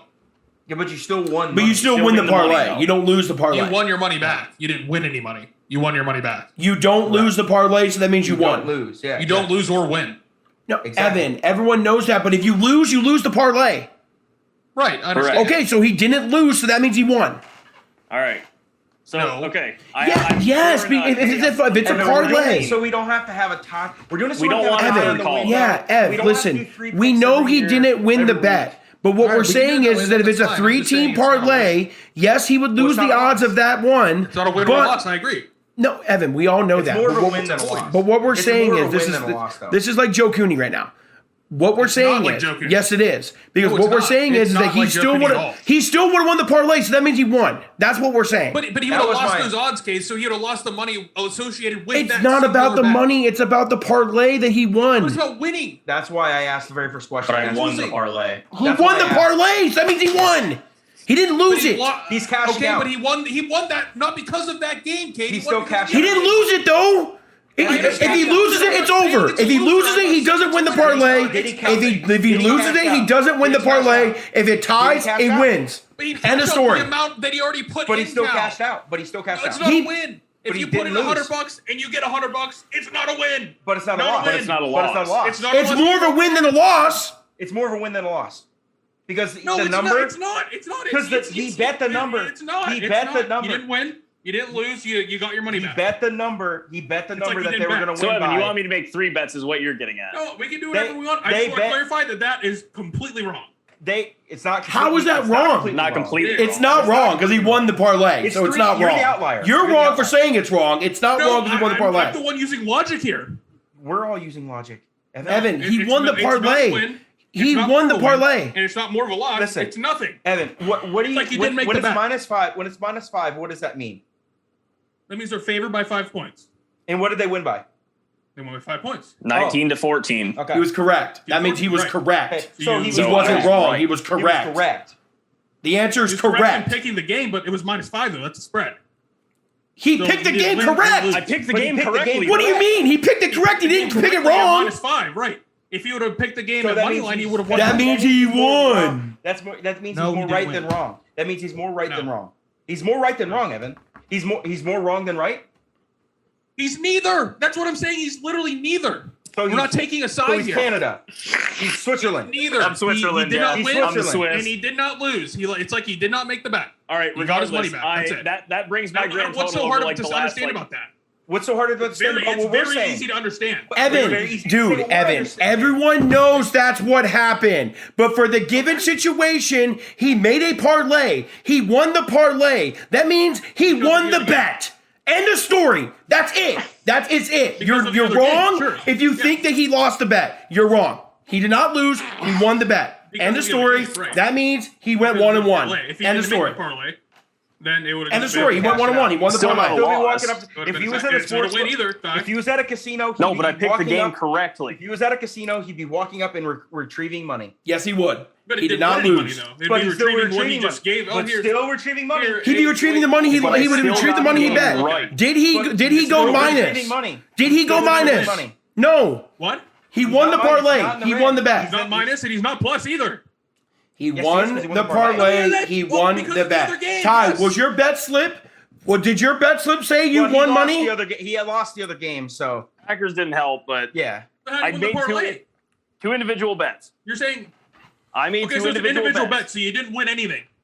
You didn't lose, I and you got my didn't money win. back, and I got the game right, dude. He did not lose. Yes. Yeah. He You didn't got the lose. game right, but He didn't your lose. win He was didn't net minus loss. He didn't net loss. five. That It was means not he money won. line, so you did not win. More You win- picked but the I right didn't to lose. lose, If but draw at option, -5, you gave. there was the a- But I team didn't 5 lose. points. But if there was a draw option, then he I'm not lost. saying If you there was lost. not a I'm draw saying you didn't option. do anything. If there was a draw I'm option, saying I that got- you no, didn't do I anything. did do That's been my something. I got stance the since game we started right, this Evan. argument. but he got the Evan, game I right. got the game right. He got the game right. Got the game right. But you laid the other team 5 points. If he was doing, That's what a spread is. If he was, You're saying he's winning. Evan, if he was doing a pick'em league, if he was doing a pick'em league, and he had to pick I'm 5 right. games that week, he would have carried on. He would have carried. He would have He won. would have carried on. At money line. But he didn't. No, he picked no, it I'm minus No, five. that's spreads. That's Ev, spread. Ev, that's I'm spreads. talking about a spread. We're talking I spreads. literally just had it in our pick'em league that you didn't join because you didn't want to do it. The person picked that game. It counted that game. They won. He won. Okay. He won that I'm game. just saying how it's neither a win No, or a you're loss. saying If you don't Evan, lose money, you're you saying- won. you're That's the saying end of how story. If you it don't is lose for money, you won. We're That's saying the end of how story. it is for the group. You're the outlier. Yes, you are the outlier. I mean, how you want to do it today? Sure, we can do it that way. That's Well, fine. That's how it is in general. I'm looking. I No. told you that. I'm telling you what. Just the CBS On- fucking app. If I does pick it. every game by On FanDuel, minus you don't 6 or win. plus 6 You for get the your money rest of back. the It's a year, tie. and if it hits, it's still right. You picked the game right, Yes. You You still did picked it win right. or lose. Correct. but you picked the game correctly. Was it correct or wrong?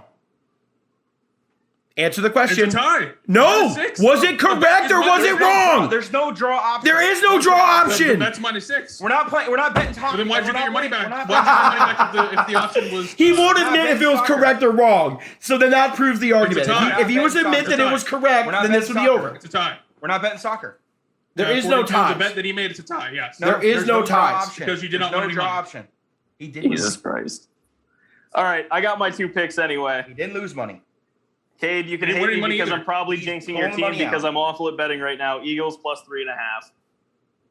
You. I like the Eagles That plus is a 3.5 a terrible lot. thing you just did. I know, So man. I'm sorry. I literally have him in my parlay already. I'm sorry, man. Eagles You- plus 3.5. You guys are 49ers all traveling. just gonna sink my hopes. It's fine. I'm Dog, okay with it. Dog. Eagles. I 49ers bet the Eagles kicking off last at week. 10. I bet the Eagles. I I bet the know. Eagles money line last 49ers week. kicking off at 11 o'clock Pacific Yep. time. No, No, 10 o'clock. Pacific. Yep. Eagles plus 3.5 at home. Love it. Philly's going to be crazy. And the other game is Cardinals at home minus 3.5 Vikings. Cardinals at home minus 3.5 against the Vikings. Yep. Okay. I'm a big fan of those two. I got mine too. I'm doing Seahawks minus 4.5 at home, and the Cardinals minus 3.5 at home. Evan, you following me on the Packers last week did not work. No, I lost a lot of money last week. I actually didn't really follow you. I was more confident myself that they would win by a large margin versus the Saints, who had the quarterback that hasn't played in 2 years. Me too, man. Well, off and on. And I was horribly wrong. Not even close, actually. Me too. And I lost the Patriots one, too. I don't know what I want to do for my second one. Which one have you got it? I have my first one. I don't know what I want to do for my second one. I'm going with the Eagles plus 3.5 as well. You guys are going to everything up here. And then, dude, it's a good line, man. And then I'm taking Cincinnati Bengals money line over the Bears. I thought about that one as well. Yeah, I did too. I'm looking at it. They're the underdogs by 2.5 points. Taking Cincy money line. The Bears look absolutely just. They look. It's so tough. Andy Dalton wanted Justin Fields to play. I think he wants him to play. That's the thing. Like I think the Bears win that game if Fields plays, but who knows who's going to play? Bears don't beat the Rams with Fields in. No, I'm saying it's a closer. This game. Okay, I was going to say versus it would have been closer, yes. but yeah. I think they beat the Bengals if Fields plays. I would agree with that. Okay, I got mine. I just don't know. I'm taking all reliable against first-year quarterbacks in Bill Belichick minus 5.5 against the Jets. He murders first-year quarterbacks. Well, and specifically against the Jets. Yeah. And then my other one, I'm taking Saints minus 3.5 against Carolina. See, that one, I'm almost thinking of betting Panthers the points, but 3.5 is not a big enough spread for that. Not that I feel comfortable with. Yep. I like the Panthers a lot, and I think the Saints game was a fluke. But even in Carolina, I don't feel comfortable with that game. Not at the line right now. Although I will say, Patriots first year quarterback, I mean, this is the see and goes game for Darnold, so yeah, maybe. Don't hate it, that's for sure. All right, so I got Eagles plus 3.5, Cards minus 3.5. Evan's got Seahawks minus 4.5, Cards minus 4.5 or 3.5. Sorry. Cal's on the Eagles as well at 3.5. Bengals money line, Cade, Pats minus 5.5, and Saints minus 5 or 3.5. Not bad. Although I will say, maybe the year of the dogs, and I'm here for it. I just think that the NFL it's not as top loaded as it was in previous years. I would have to agree. God, I want to make bets now. God damn it. It's 4 days away. Mean, it's smarter to make them now, dude. First game's tomorrow. No, I mean, I already did my game. Yeah, my games. Tomorrow's game. It's not a good... dude, Thursday night games suck regardless. Giants football team. Yep. The over-under's at 40.5, though. That's an interesting number. It is. Is that the lowest of the week? Oh, yeah, by a lot. Jets is only 42.5. Yeah, that's the Jets-Pats, though. It's two unproven offenses, and the Patriots are a good defense. I just did my personal bets parlayed with the Washington football team minus 3.5. So that's my parlay, my pod parlay. Feeling good right about now. that one. Huh? Feeling good about that one. Yeah. To be fair, the Broncos did just go into MetLife and beat the Giants by double digits. The Giants are bad. Giants do not seem well. Saquon looks not good. He's got nothing. He just has nothing, man. Like that team, he just in a spot where he needs to get the hell out of there. No, he needs to leave, and he can still probably have a pretty good career. Oh, heck yeah. My God, is it rough. All right, yeah. No, I think that's the show, unless you guys got something else to add. No, we didn't talk about the power rankings, but they were bad. The NFL power rankings are trash, and they're trash every week. Evan, did you see the one I sent you today? I did see a bunch of them. I probably did. Yes. They put us at 5. After Steelers all the stuff they talked about us, we were at like 19 last week. We win one game, we're at 5. It's amazing. I still don't understand how the Cardinals, after beating the shit out of the Titans, Browns are below the Packers, and then the Browns are another one I have a match. The Ravens are ahead. The Ravens are ahead of the Browns, and the one that I was looking at. Yeah.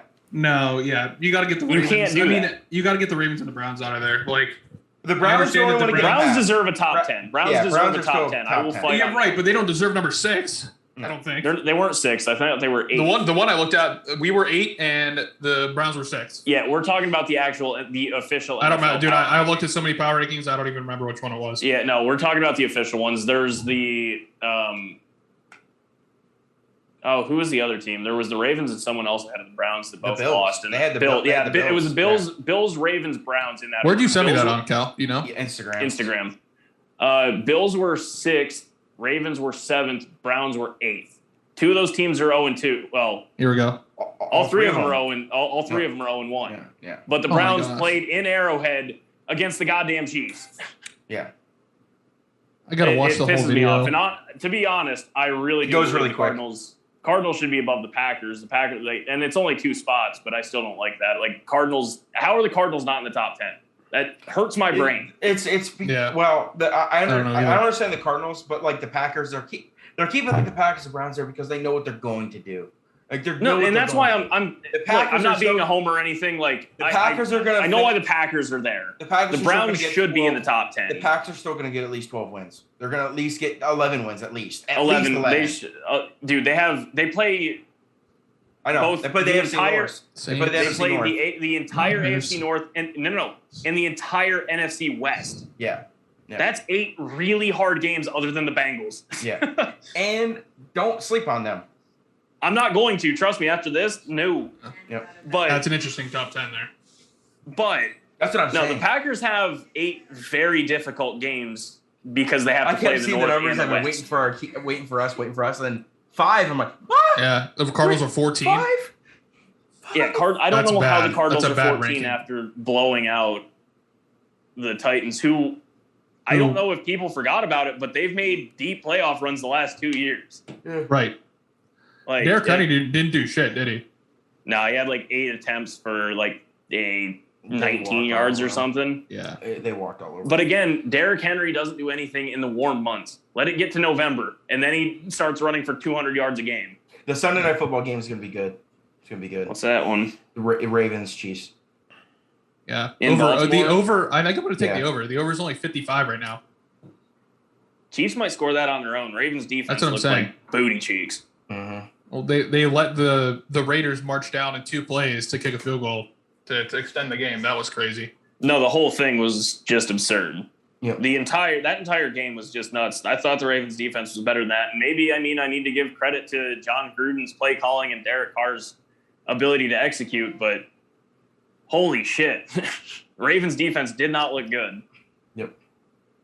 All right, yeah. I think we're good there. If you haven't seen the power rankings, absolutely go check them out because they're god awful. And tweet us your thoughts. Like our Twitter's been popping off lately, so yeah, go hit us up at Just Us Guys Pod. It's literally at the bottom of this, so go check us out. Love you, Charlie. Peace.